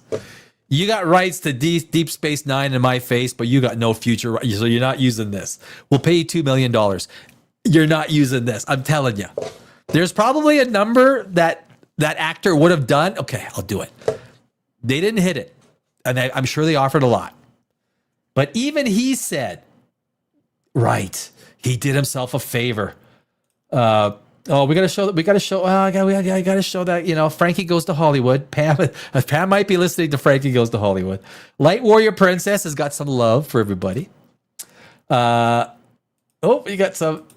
Thank God that he did not. Yes, thank God, because they actually preserved some of the sanctity in Captain Sisko, and it might even elevated him up a little bit. The fact that the actor said, "Fuck no, there's not enough money you can pay me." Look, we left that character in a place that was good, and you're not going to fuck him up now, because you writing hacks don't know what the fuck you're doing with writing. Avery Books knew this was going to be a shit show. Well, after Section 31 and announcing that Academy Starfleet Academy was coming out, this has... But that's what it feels like. It feels like nothing more. Well, we've got to elevate the black captain with the other captains. And Sisko was a good captain. You don't need to fucking blow smoke up his ass or all of our butts. If the actor said no, you just drop the show. Look, the actor thing, like the guy, he's not even going to do it. Well, maybe with Sam, Sam, we could do without it, and we just build a shadow effigy. Oh, fucking, that didn't. You guys. Kurtzman. I've said this before. Starfleet Academy. That's one way to. Starfleet or Starfeat. Shit fleet. There's a lot of ways you can say it. Why does Starfleet Academy make me actually laugh? Oh, because it's funny. I know. I started saying it by accident right with the first review. I was saying Starfleet. I was like, wait. So wait a second. It is Starfleet. It is Starfleet Academy. What the hell? Fuck. Okay, I'm going to say this again because it feels so good. Alex Kurtzman, you are the fucking worst screenwriter. Believe me, there's real fucking screenwriters. I will put my hundreds of awards in film festivals around the world up against your dumbass. I'll tell you what. Alex Kurtzman, come here. Alex, come here. You want to do a competition with me? You get 1 month and I get 1 month. We write a screenplay, a 2-hour screenplay, 120 pages. You get 1 month to do it. You want to write one with me? And then no one knows. We put it in there. We'll get like 1,000 other screenwriters to go through it and to say which one is the better screenplay. You want to do it, Kurtzman? Of course you don't, because you're a fucking hack. You're a fucking hack all the way. You've destroyed Star Trek, and I'm sorry to swear. Or am I? Wait a second. Am I sorry to swear? You destroyed Star Trek. Are you happy? Do you not see the shit that you've created? Do you not sit back? You go home with the family and watch, okay, honey, we're going to watch episode 5 now. And the kids go, holy shit, Dad, you're really bad at your job. Dad, my dad, or the kids at school, yeah, your dad sucks at Star Trek. Oh, I know, my dad sucks. Yeah, he can't write shit. I know. There's this guy, Danny Alex, that actually made a competition with him for 1 month, 1 month competition to write a screenplay. He wouldn't do it. He wouldn't do it because he knows he's a shit writer. I'm done. Thank you. Can someone give me a hell yeah? There we go. I still got the slideshow and I got like a quarter glass of wine. I'm gonna have to get more. The wine's over there, about 12 feet away from me. Hi, wine. I have no assistants, no nothing. If we were a big show,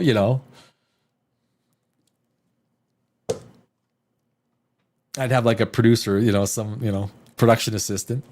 Go grab me more wine, kid. Where do we end up here? Yeah, we went through that. I shall email you a great concept for a truly great sci-fi story. You want me to write it? You know what writing a screenplay entails? Days, weeks, months of being alone by yourself at your computer. That gets fun. I love being alone. When I write screenplays, I don't get lonely. I'm not a lonely guy. I'm a single guy. I've been single for 20 years. I've had my chances. I've had opportunity. But when you're a screenwriter and you do some of the stuff that I do, you spend a lot of time alone. A lot of time. And a screenwriter is, look, you got nose in screen or nose in whatever typewriter, whatever you're. A writer is to be alone. Woohoo! I wish I had a sound effect that was woohoo. I would play it.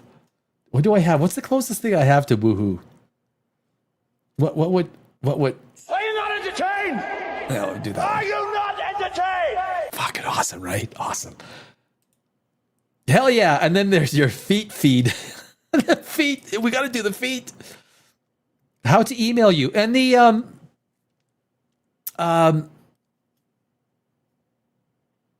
on YouTube, it's Dimension 0X.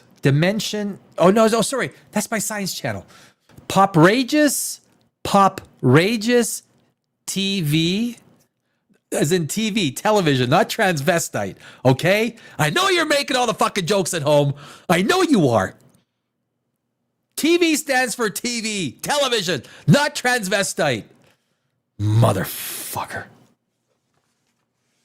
POPRAGEOUSTV@gmail.com.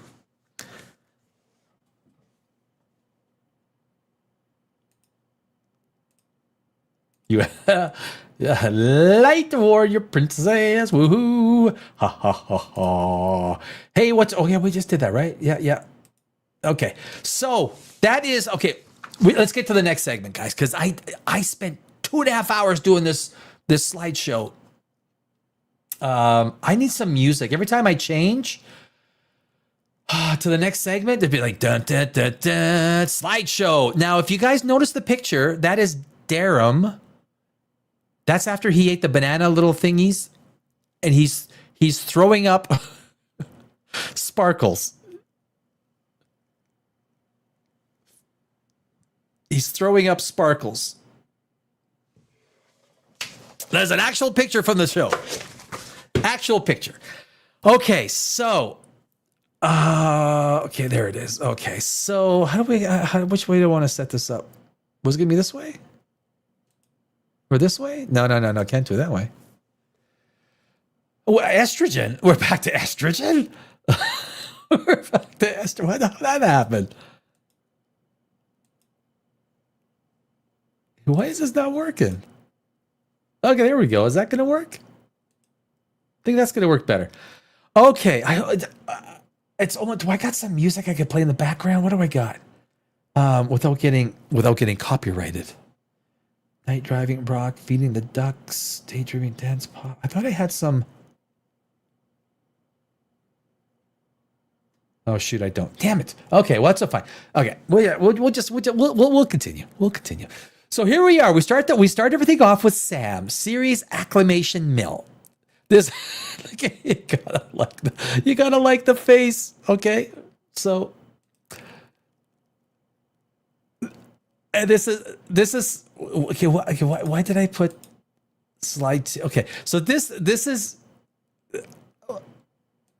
leads to this was okay, right. That's why I put the different faces of Sam. This is just the different faces of, like this. The different faces of Sam could be 20 minutes long. But this is when she's going through the hallway. You know, the whole thing starts, and we got diversity. Guys, what do we got? What do we have on screen? This is contrived diversity.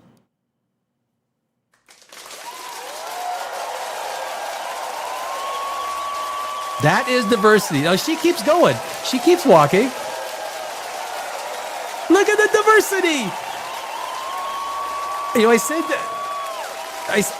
say this on Thursday night show. Look at the top right there. Look at that one girl. Everyone's got a face and smiling except one person who got cast with, here, put this over your head. It's like, what? Yeah, put this over your head. Well, all the other girls get to, no, but you are a boom bang bang bite. So this is what you look like. It's like, oh fuck. Can anyone? How much estrogen? How much? There's a lot of estrogen going on, right? It's a lot of estrogen. Like a lot of like I like girls. I do. I am not heterophobic. The guy on the right, the blonde on the right, that's binary, right? That's not. It's like you cannot tell me whether it's a boy or a girl. But that's another group. And then she passes this group. So this is an entire scene. She's walking she's like, ah. You know, she's doing her stupid faces because she's a photonic hologram. Oh. Another face of stuff. So she's walking through. She's giving everyone highs. We're going through the episode. We got another group. Now, the half black, half whites, if you were watching the original Star Trek, they were actually wiped out, okay? They were actually deceased. They are extinct, but somehow they make it back, somehow. There must have been a colony somewhere. Then we get, okay, guys.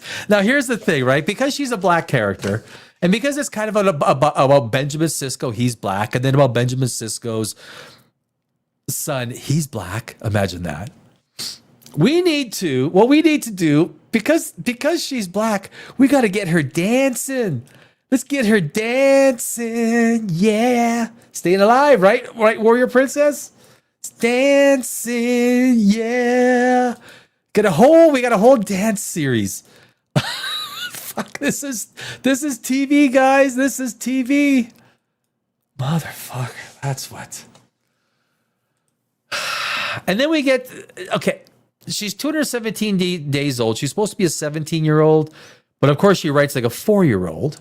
Her home world is Cask. That is the home world of the once enslaved holograms. Of course, I am a hologram, so I know I am a victim now. I know what it's like to be enslaved. Not because I'm Slavic and the word slave comes from my people, the Slavs, but because I am a hologram and I fully understand where she's coming from. And she's trying, this shit really happens in the episode. She is the emissary diplomat. Emissary plus diplomat equals big job.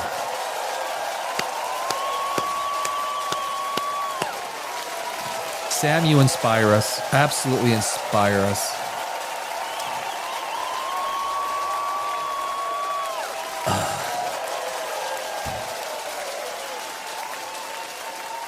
Big job. It's a big job. Okay. So this is when, because he's a fish guy, right? Darum is a fish guy. He's got a lot of potassium in his system, and his system turns potassium into, there he is. That's the fish guy. That's Darum. So he can turn into human or fish. And then he has to eat, chicken, banana, and yield pudding. He eats the banana. And that's what happens. This is good. This is good TV. This is good TV, guys. They can't copyright strike me by doing pictures. They can't. They can't. This is called television. Alex, this is called Alex Kurtzman Trek.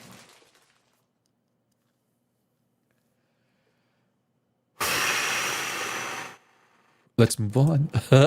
And of course, now she knows how bad it's going to hurt. So she explains it all. She's narrating. Darum just wants to be the tough guy. Look, I can eat bananas. How tough I am. I can eat your bananas and I'll one-up you on the apples. Well, then she goes back to her leaders who are holograms. See, you see the visuals, right? That's me and that's my makers. You know, it's like, it's all so powerful, very fucking dramatic. This is where they bring up the idea of slavery because the organics put holograms into slavery.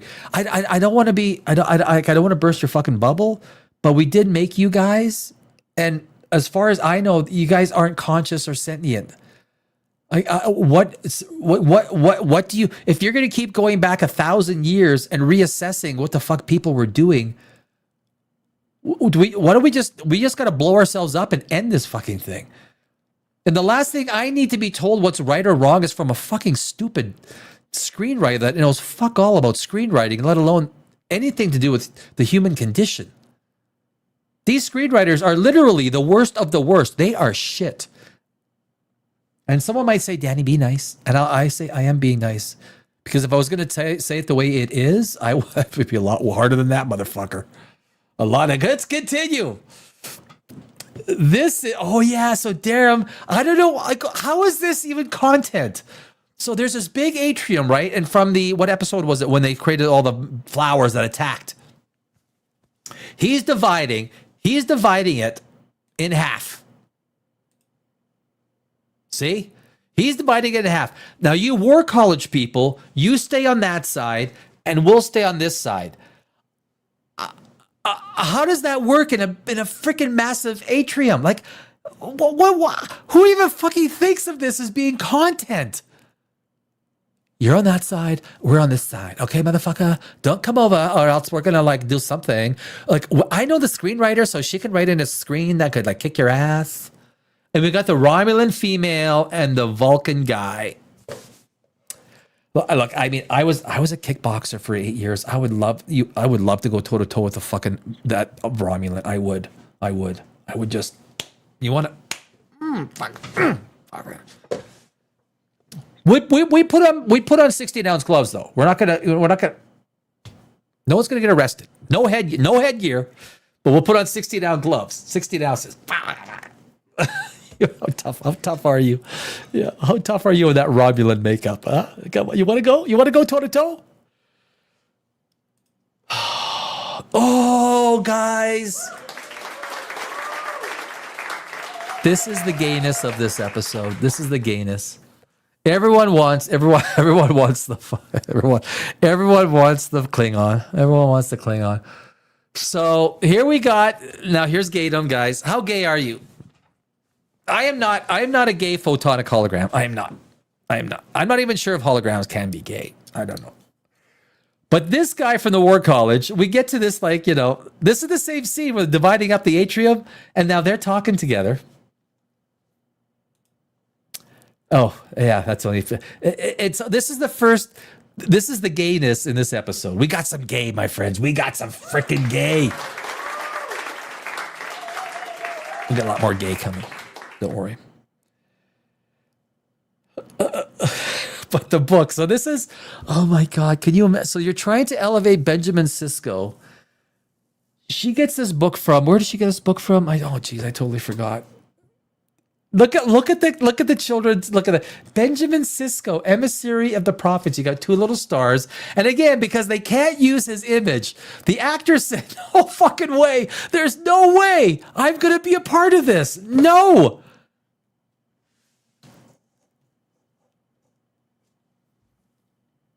There was some sort of clause where they couldn't even use his image from the original DS9, and I'm thinking that there is a specific face clause, right? These are important clauses when it comes to these actors. Like, you may not know how important this is, but these are really, if you're the actor, look, I will represent your character and you will own full rights to that representation in the context of your filming, which is scheduled from this date to this date. Any other further representations, not specifically, allowed by the formal written, is expressly forbidden. So obviously something like that exists where, yes, you can use my face as that character for this series. It's a well-constructed contract. It's a well-constructed contract because they couldn't use his face and he did not want his face to be used. But anyway, you got this little children's book. Oh, and look at the little kid. See, they got the effigy. They got the effigy of Benjamin Sisko. And the Deep Space Nine station drawn in crayons. They don't even have like a nose or ears. They just have the outline of the ears, right? There is nothing that closely resembles this character. And then, of course, we have the part where the hologram is reading Caleb's vital stats. Basically, what she realizes, Caleb has a boner. Caleb has a boner. He's got a boner. That's what happens.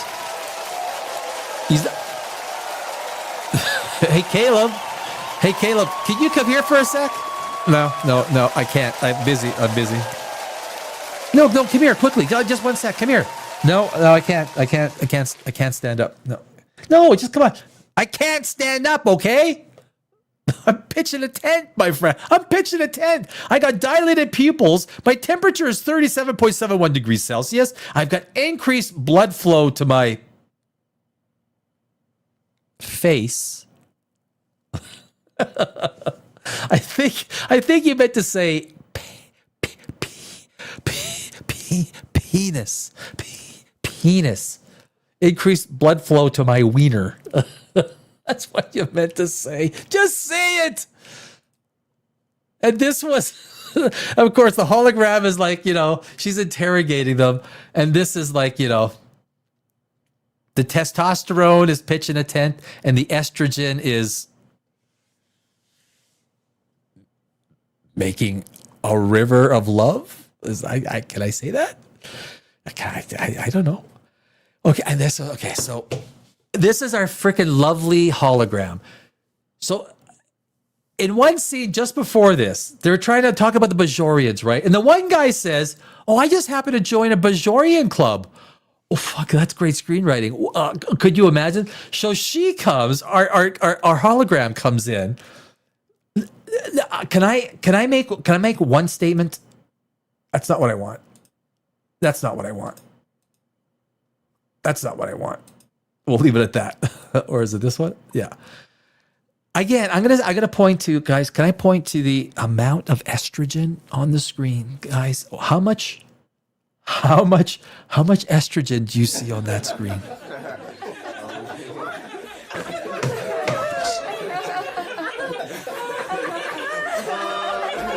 I'm sorry. What?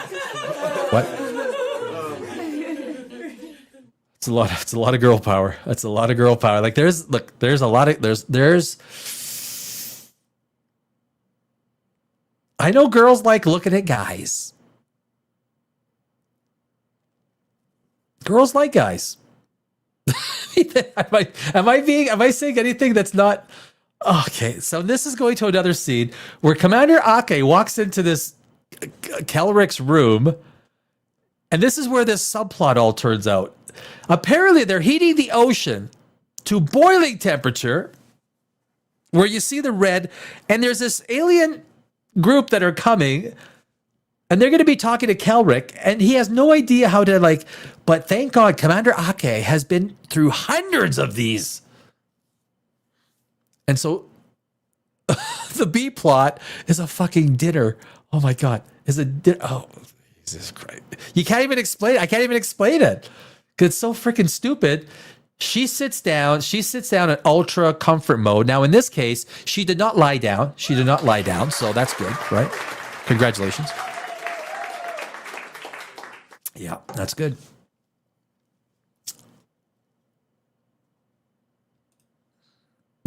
But that is our commander. I remember, do you guys remember the original Star Trek? That's how Kirk used to sit all the time. All the time, remember? That's how Kirk used to sit all the time, Captain Kirk. Of course he didn't. Fuck. Dear God. This is our beloved commander.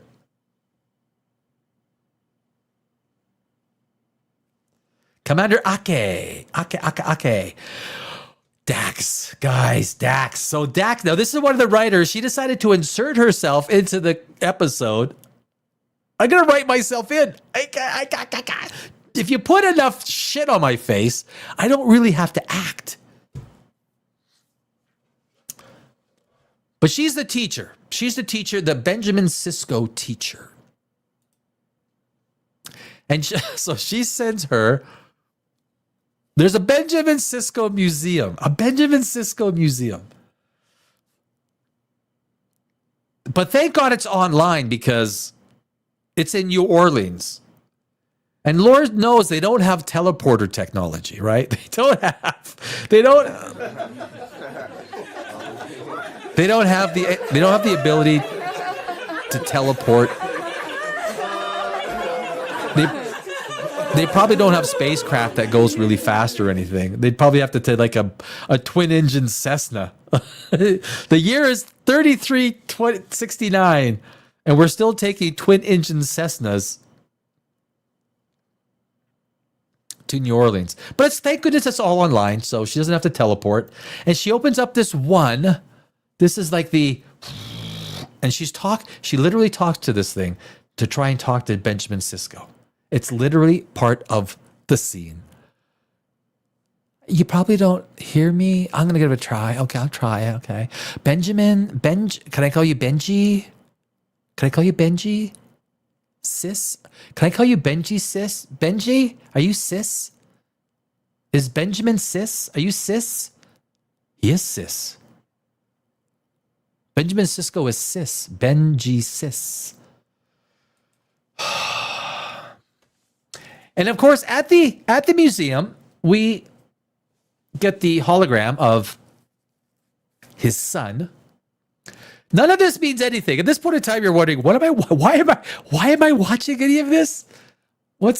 And then she comes back after the museum and she wants to learn more and understand more. But as they're going up the stairs, this is one of the funniest things. They're going up the stairs. She just happens to have a tomato because that leads us into the gumbo. What was so important in Benjamin Sisko's life? It wasn't anything he did on Deep Space Nine, saving the world from the Dominion or saving, countless times of him being an upstanding captain. No, he had a restaurant called Sisko's or whatever it was. He loved gumbo and he used to grow his tomatoes in his own cabin. He used to. So if you really want to know Commander Sisko, you need to investigate tomatoes and gumbo. So she makes gumbo.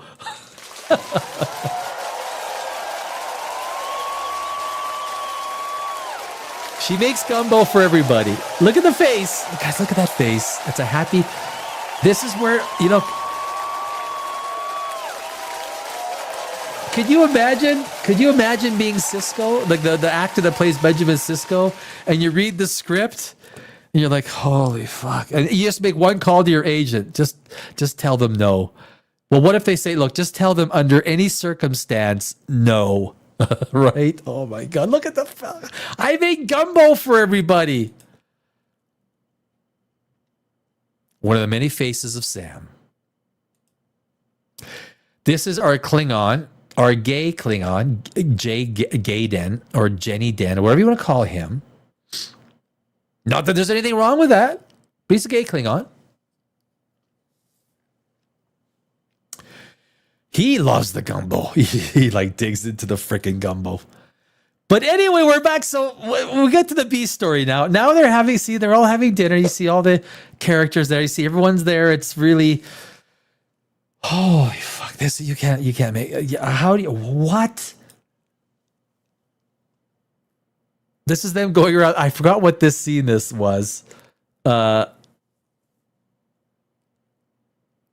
that the fish one? I don't know. But anyway, so they get to the bar. Benjamin Sisko went to a bar once in his life.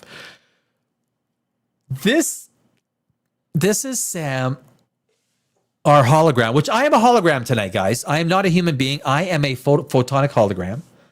This is Sam being a fucking drunk hologram. She is spread out in the bar.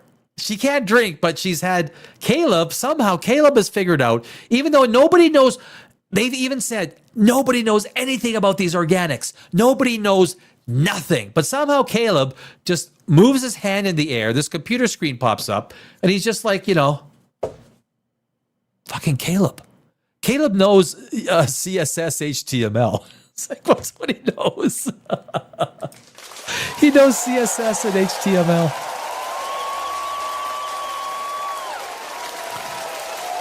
Painful. It's painful, guys. You want your tranny? You got your tranny.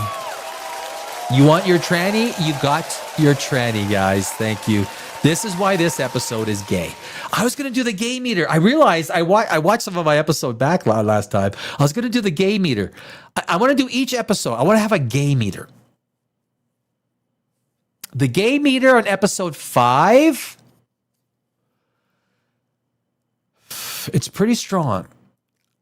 It's a 7.5. The gay meter on episode 5 is 7.5. I know. People want it higher. I know. The gay meter is 7.5. It was almost pushing 8. But here, guys, we have a gay relationship budding, right? And now we've got the transgender, the TV. Excuse me, you want a drink? I can get you want a drink. But you see Darum, he's getting into the face that, look, there's a lot of shit that's about to go down. This is serious. This is real tension. This is great screenwriting. This is great screenwriting. But put a transvestite in it and make it gay. My pronoun is it and they. But put the transvestite in it and make it gay. So okay, thank you. This is why it's a 7.5. We've got Gay Jen or Gay Den or the gay Klingon talking to the guy from the war college. This is a budding relationship. You saw earlier on in the slideshow, they were getting it together. Like, there's going to be, the guys don't need to do this, right? Guys don't scissor. Guys don't need to scissor. They do something else. I'm not gonna get it. This is a family show. Seriously, it's a family show. Oh, there we go. We got more. Maybe it is an 8. Shit, maybe it is an 8. We're still in a nightclub, guys. We haven't left the nightclub. They're getting close. They're touching hands. They're gonna start grinding up to each other and fucking until who fucks it up?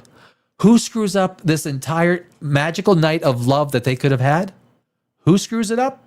Oh, wait, hold on a second. Before we get to that, we have a hetero relationship, this kiss offended a lot of people in Shitfleet Command. I mean, Starfleet Command, what? this really, so, oh, it's a hetero kiss. Guys, it's a hetero kiss. We've got a boy and a girl.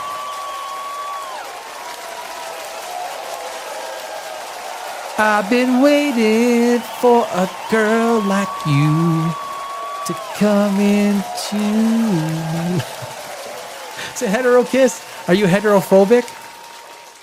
Alex Kurtzman.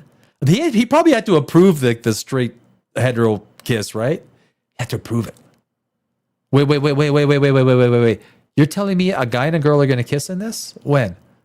How often and how much and when? Let me see the script. There we go. So they get into an argument and Sam is like, this is the many faces of Sam.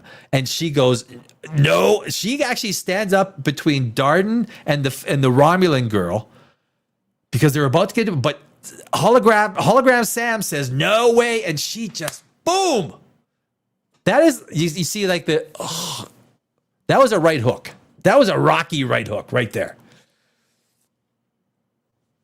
That basically ends. Now remember, they are 17 years old. They're 17 years old and they are in a bar drinking.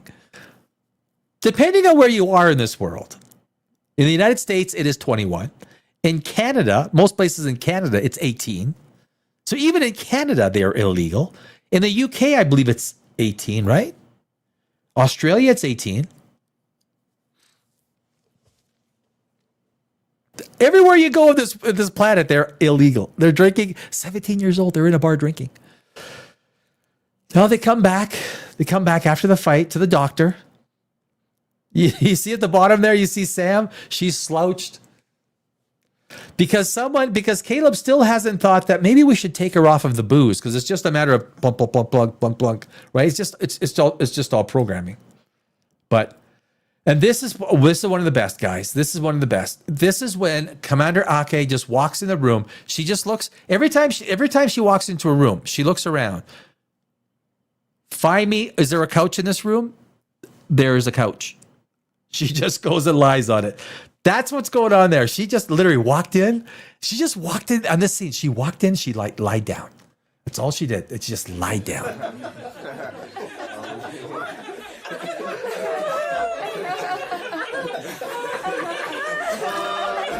That's what happened. That's what happened. She literally just walked in and she just lied down. She didn't even say hi. Yeah, no, you're damn right, Fook me. And there she is, lied down, and he's like, oh my God, this one. Whose idea was this for a shot?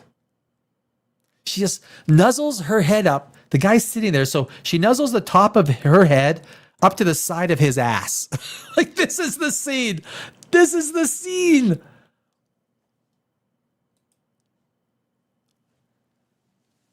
Enough of that. We don't need, it's enough of that. We don't need head on ass. This almost finishes off our slideshow. Because this, I think, to me, is the funniest thing. This is so funny. Guys, this is so funny. This is the teacher, and she just happens to have, just like she just happened to have a tomato going up the stairs, she just happens to have this book with her. A very valuable book. Wrapped in a fucking dish rag. It's wrapped in a fucking dish rag.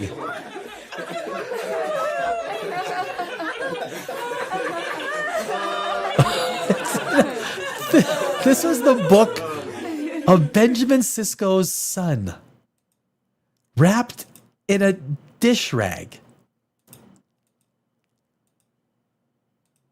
Look at the dish rag. This book that he wrote in the 25th century? What century? 25th century? 23rd century? Sam is all elated. And the great thing about this book, guys, is the words literally come off the pages. As you can see, from a top-down view, which is probably the only way we could truly appreciate it, Sam is reading. She opens the book of Benjamin Sisko. And it just happens to be a paint by numbers book, right? Like this is a book written 400 or 500 years from now. I just couldn't see any book just being a book like it was in the 1500s or the 15th century England, which is exactly what it's like. This is the book that Sisko's son wrote in the 24th or 25th century. When was DS9? What year was it? There's no digital books. He's writing Galileo style. He's going back to, Fibonacci. And there's another, just a higher shot. You see the words coming right off the pages. And then boom! Benjamin Sisko's son. And then they have this last, you're supposed to be somehow magically emotionally moved. And you're like, why do I care about any of this? You're so confused. You're like, holy smokes. And then look at the pictures. Look at the pictures. There's no digital pictures, no nothing. It's just like this, I don't know what it is. Like this is a picture 500 years from now. From now, not 500 years ago, 500 years from now. This is high-tech imagery 500 years from now. And she starts crying. It's just a well of tears. Guys, we're at the end of this episode. And we're like, what the fuck? What the fuck did I just watch? And they're talking about Benjamin Sisko.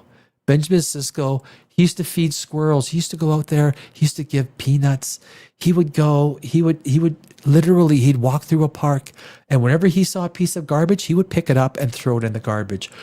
Oh my God. Are you serious? Yes, he would. Oh my God.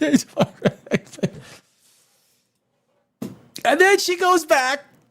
We got to have one more because the writer needs to write herself in one more time. We don't want to end on that. We want to write with the writer. You see the old dish rag that she's wrapping it in, right? This is the old dish rag that she's writing this priceless book in. This book is 800 years old. 800 years old. It's wrapped in a freaking dish rag. Look at the dish rag. Did I tell you? Look at that. That's the dish rag.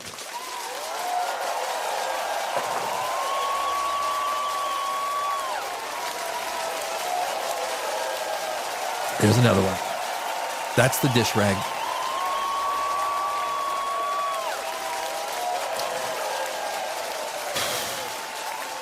There's another picture.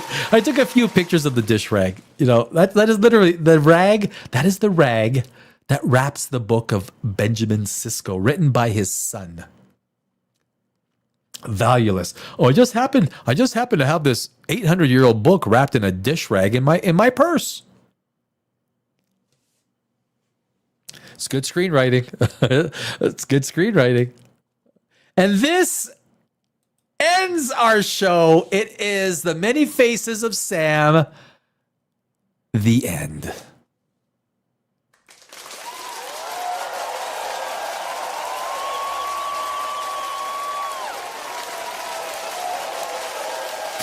That's your slideshow, guys. That's the slideshow.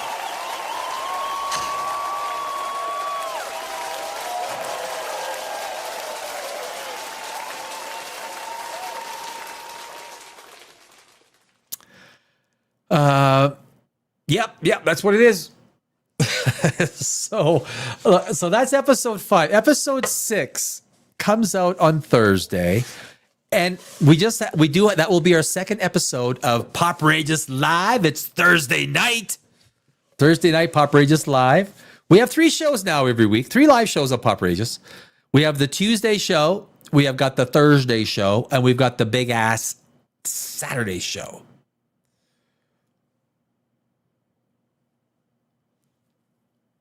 They all 8 p.m. Eastern, 5 Pacific, 6 Mountain, 7 Central. Tuesday, Thursday, Saturdays. If you're not doing anything, pop on for a while. Say hi.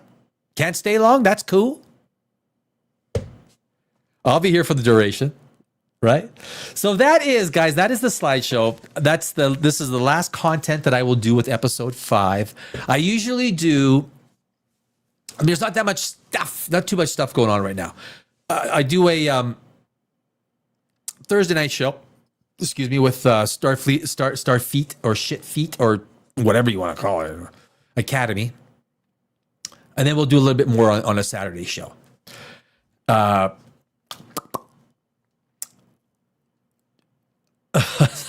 don't think there's anything else I want to talk about. Is there? There's probably stuff on here. Like from a screenwriting side, we don't want him to get. We hit it. We hit it. This thing sucks. It is.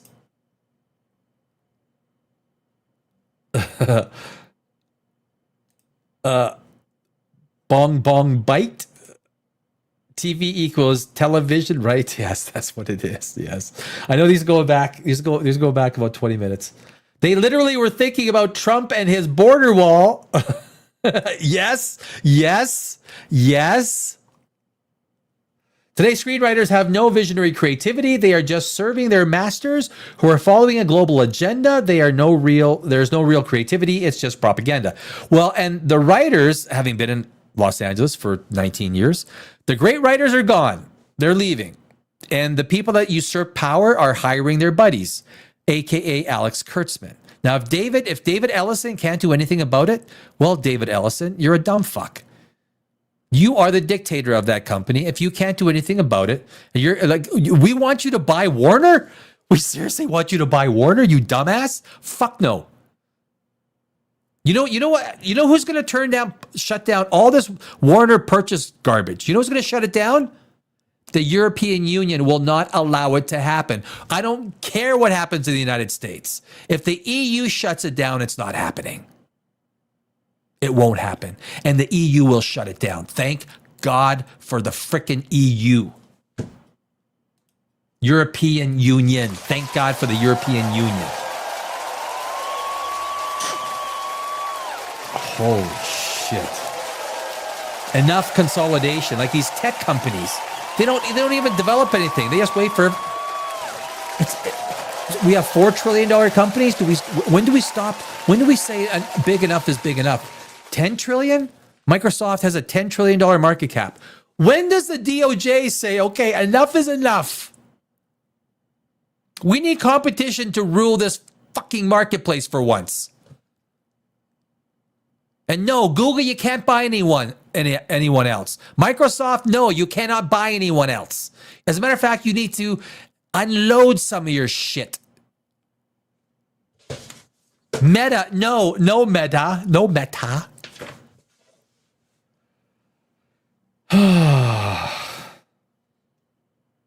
Where were we? Oh God, the Klingon with 5-inch heels. Yes. 5-inch heel. Okay, you saw the lifts, right? You saw those lifts? Looks down on the white guy and they hold hands like a top and the bottom between gay. I know. It's that the guy that plays the Klingon, he is horrific in that role. He is horrific. He is just terrible. I don't like cutting down actors, right? Because they all try. They'll take the role. Look, it's a job and it's a gig, but he is a horrible actor. He's already done and done. But they can't allow that. I know some of the stuff gets past the gay meter. Yeah, so the gay meter should be the gold standard. Honestly, I mean it. You should rate them so that people can check out from your site what the level of gayness is of a movie is. I'm doing more gay meter.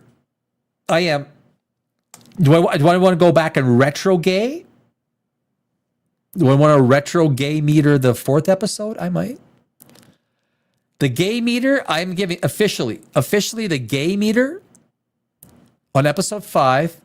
I think some of the major media, USA Today, they should pick up on this. Danny Alex at POPRAGEOUS says the gay meter. Maybe I'll do like just a long form video. The gay meter. Episode 5, it's a 7.5. It's a solid 7.5. Understanding that in my books, a 10 doesn't really, like, you could always get more gay. You could never get to pure gayness. It's just like you can't have a movie at a 10. It's just you can't get to pure 100% gayness. There's always an inch of gay left. Always. But 9.5 is almost pure gay. 9 is good gay. Like you've gotten a lot. 8.5 is still solid gay. 7.5 is pretty good gay. But what we saw in episode 5, we saw a good amount of gay. Not a huge amount, but a good. We had the Klingon and the white guy. And then we had the transvestite. We had the transvestite in between the two. We did have a hetero kiss, which is kind of ruining things. The hetero stuff has got to go because it's really ruining the gay stuff for me.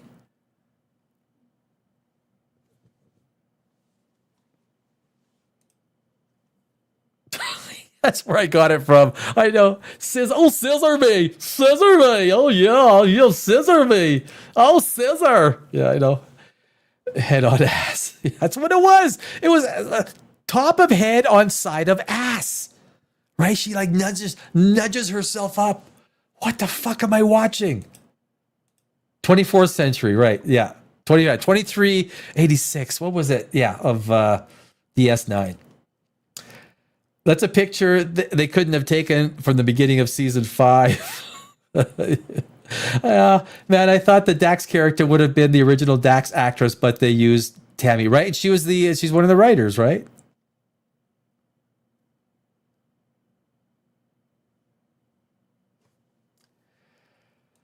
It's so bad. It's immeasurably bad. Immeasurably bad. Did we lose Pam? Or did Pam fall asleep on the couch already? I can't believe they even got him a voice actor for the Klingon. It sounds like a retro robot. Right? It sounds so bad. The acting, the voice, everything on that Klingon is so freaking bad. That voice actor teacher must have made a free $500K for nothing. Yeah, made a lot of bucks. Oh my God, they actually had a trans testicle in the show. They had to adhere to their DEI orders. Of course they did. Of course they did.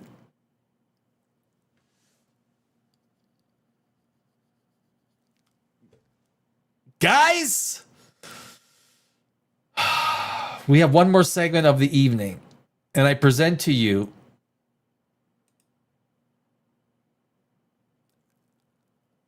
Erebor. Oh, no, wait, no. That's a different movie. Super Bowl. Super Bowl.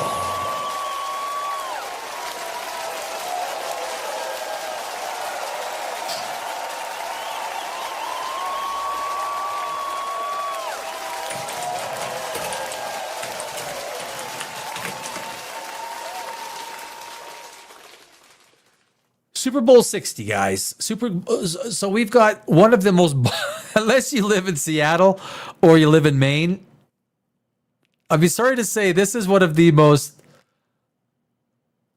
This is not. I mean, I'm gonna watch it. Look, there's a lot of people gonna watch it. I'm looking forward to it. You got the Super Bowl Sunday. I look forward to it. This is pop culture. Sports is pop culture. It's poprageous as much as anything else is. I mean, you could get into the ridiculousness of some of these people. You know, the salaries keep going higher and higher, and the only people that pay for these salaries are us, the fan, who gets to keep fucking paying $20 a beer. $20 a beer. How much did that ticket cost you? Well, this ticket only cost me $360. Oh, good. Okay, and I'll probably have 4 or 5 beer, plus parking, plus transport. You know. So I'll go see one game. It's gonna be about $800. $800 for a season game. That's like the Arizona Cardinals or like the Carolina Panthers. We're not talking about like, you know, the 49ers or Rams or something. But the Super Bowl is on tomorrow, guys. It is pop culture. Look, it is tiny compared to the World Cup. Like, was it 4 billion people or 3 billion people watch the World Cup? 130, 140 million, 150 million will watch the Super Bowl. It's like nothing.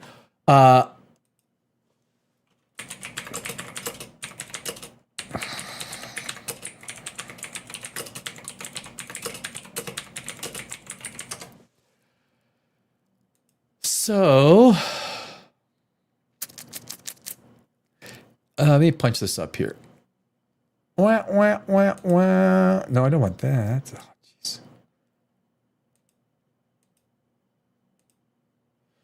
Oh, jeez. Stop screen. I want to share screen. I want to the largest. There we go. I want to go like this. No, I don't. Yes, I do. Go like that. Then go like this.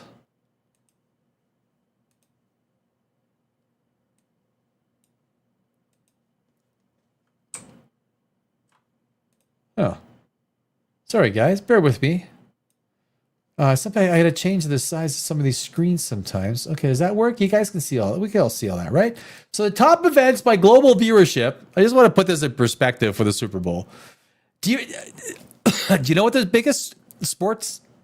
We got FIFA World Cup soccer. Widely considered the world's largest event. The 2022 tournament in Qatar reached an estimated 5 billion viewers. Now, the important thing is the final was 1.5 billion. 1.5 billion. Cycling, as the largest annual event, it attracts, and this is the Tour de France, attracts an estimated 3.5 billion viewers. Cumulatively over its 3-week duration. I'd like to know what the last final day would be.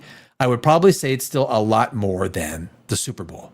Summer Olympics, the 2024 Paris Games drew an audience of approximately 5 billion people, representing more than half of the world's population. How many people watch the closing Olympics? I guess 1 billion, right? 1 billion people watching the closing Olympics. Cricket World Cup. Oh, that looks really bad on the mobile side, doesn't it? Fuck, nothing I can do.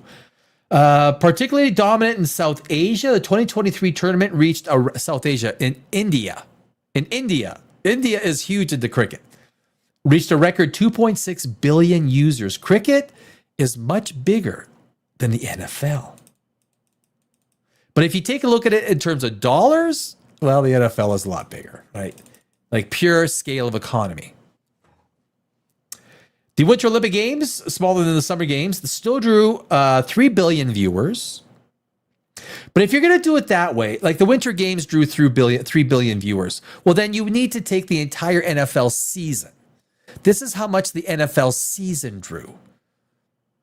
24 billion, or how many people watched and how many people went to go see it in person. It would be an ungodly number. If they're not using the same metrics on this, but top events in person by okay, well, yeah, these okay, there we go. Major annual championship games. UAE Champions League final, the most watched annual club football match with so that's soccer. 100 million viewers. I think there's some soccer. Well, the FIFA is 1.2 billion viewers on the final game, right? That's a lot of people. I mean, FIFA's easily the biggest, right? Easily the biggest. Super Bowl, but also the amount of dollars that the Super Bowl commands is by far the fucking biggest. Because everything's going to be translated to US dollars. Who cares if cricket's in India? You know what? You got to divide it by like 80 or something based on currency exchange. It's worth pennies compared to the NFL. Pennies. Well, maybe not pennies, but you know what I mean, right? And Wimbledon, big stuff. So anyway, that's the point, right? You get the point. There's a lot of big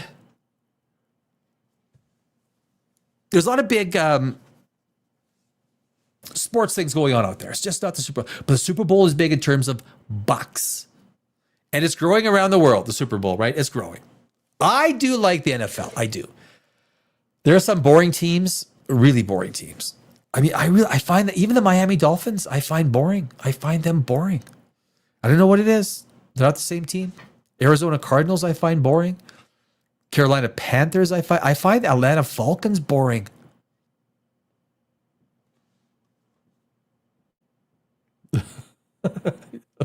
You saw that last one Mike said. Oh my God, they actually... I live in San Jose, okay, where the Super Bowl is being played. Not in San Francisco. A beat costs $14 a beer. It's ridiculous to live here. I lived in Los Angeles, so I have a good inkling. This year, I promise you, it will be the least watched Super Bowl ever. It's a boring game. It really is. It's just because it's in San Jose, CA. It's a shitty new it is. The stadium is not good. It's a terrible stadium. What were they thinking? The only stadium that didn't improve when they upgraded, well, and they were talking it up, right? They were talking that stadium up big time. The only stadium that didn't improve when they upgraded and stayed the same, but in a different place, a shit town, just letting the world know. Damn, yeah. It's crazy. In 2024, the cartel made more money. I'm sure it's a lot more. Human trafficking than the NFL made back then. The NFL is all scripted now. I'm a Niner fan, but it's the Niners are so up and down. One week they're indestructible. Right? 1 week the 49ers are indestructible. And then the next week they collapse like a tent in a semi-strong wind. It's terrible. Absolutely terrible. Oh, I finished all my wine. So tomorrow was the Super Bowl, guys. A lot of the world, a lot of America, Canada, the UK, Germany, a lot of European countries are, pretty big. They like watching this show. It's the Super Bowl is still a spectacle. Will I watch it? Yes. I'll be working on some videos. I'll have the TV in front of me. I have a big screen, 60-inch TV on wheels that I, put in front of me. It's kind of an interesting setup I have. One day I'll show you my setup. But tomorrow is the Super Bowl, guys, and I mean, enjoy the day. It's still a part of Americana. It's spreading around the world. It is still one of the best games. These guys, the salaries are getting out of hand. It's the average fan that's paying for it, and it's getting fucking ridiculous. The salaries, the amount we got to pay for beer, this and that. At some point in time, it's got enough is enough. But enjoy the game tomorrow, guys. Enjoy the day. Don't drink and drive. Be somewhere. If you're going to drink, Uber it, right? Uber it. Put the keys away. $20 home. $20 home. That's what it's all about. It's at least maybe, hopefully. One of the things that, can I say one of the things that drives me crazy is the last 6-7 years have all been African-American performers. It's like now, if you're not black, is this the way it is? If you're not black, you cannot be a performer at the Super Bowl. Is that the way it is now? I mean, just don't, I know there'll be a lot more reaction in the after stream. You don't have to use the R word. Just answer the fucking question. I remember the Prince in 2002. Fucking amazing halftime show, right? The Who, they mixed it up pretty good. Now it's all rap and hip hop. That's all it is. Just rap and hip hop. It's the way it is, and we gotta watch the commercials. There's a few good commercials. I watched a few commercials already. They're pretty good. William Shatner's got a good commercial. It's not great. It's okay. It's funny. Some of it feels AI though. Feels AI. That's the show for tonight, guys. 2.5 hours in. I thought we were gonna do about an hour 45, 2 hours, but like usual, I blab a lot. So, but I hope you guys had a good time. I had a great time. Always do. Everyone in the chat, looks like Pam fell asleep. Pam. Good night, Pam.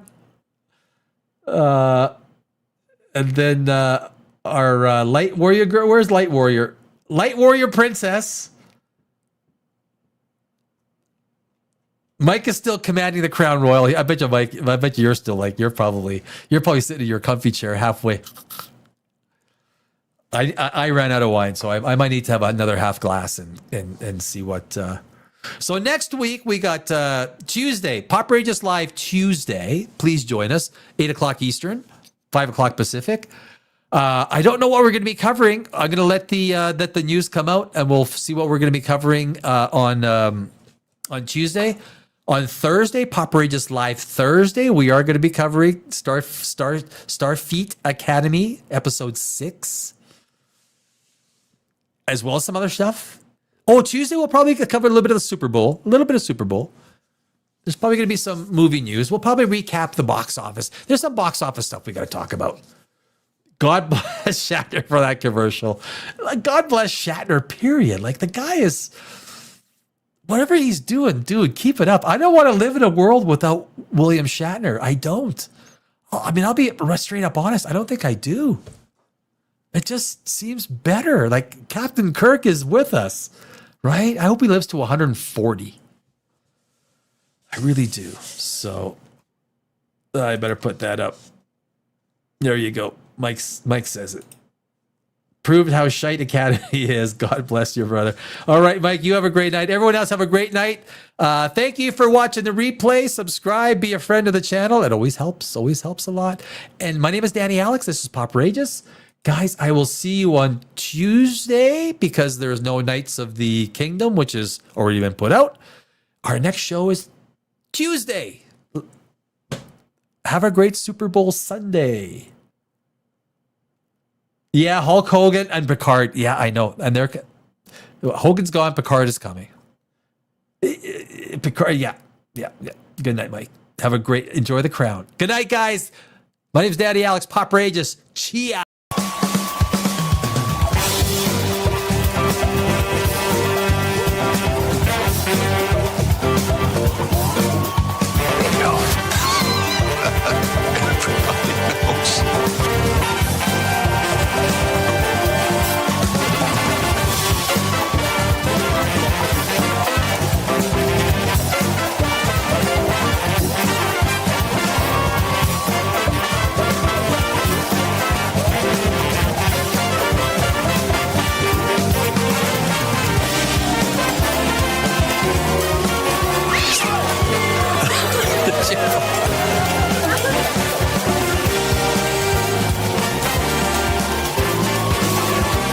I'm sorry.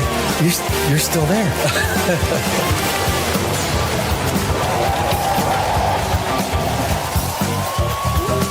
Yeah, baby.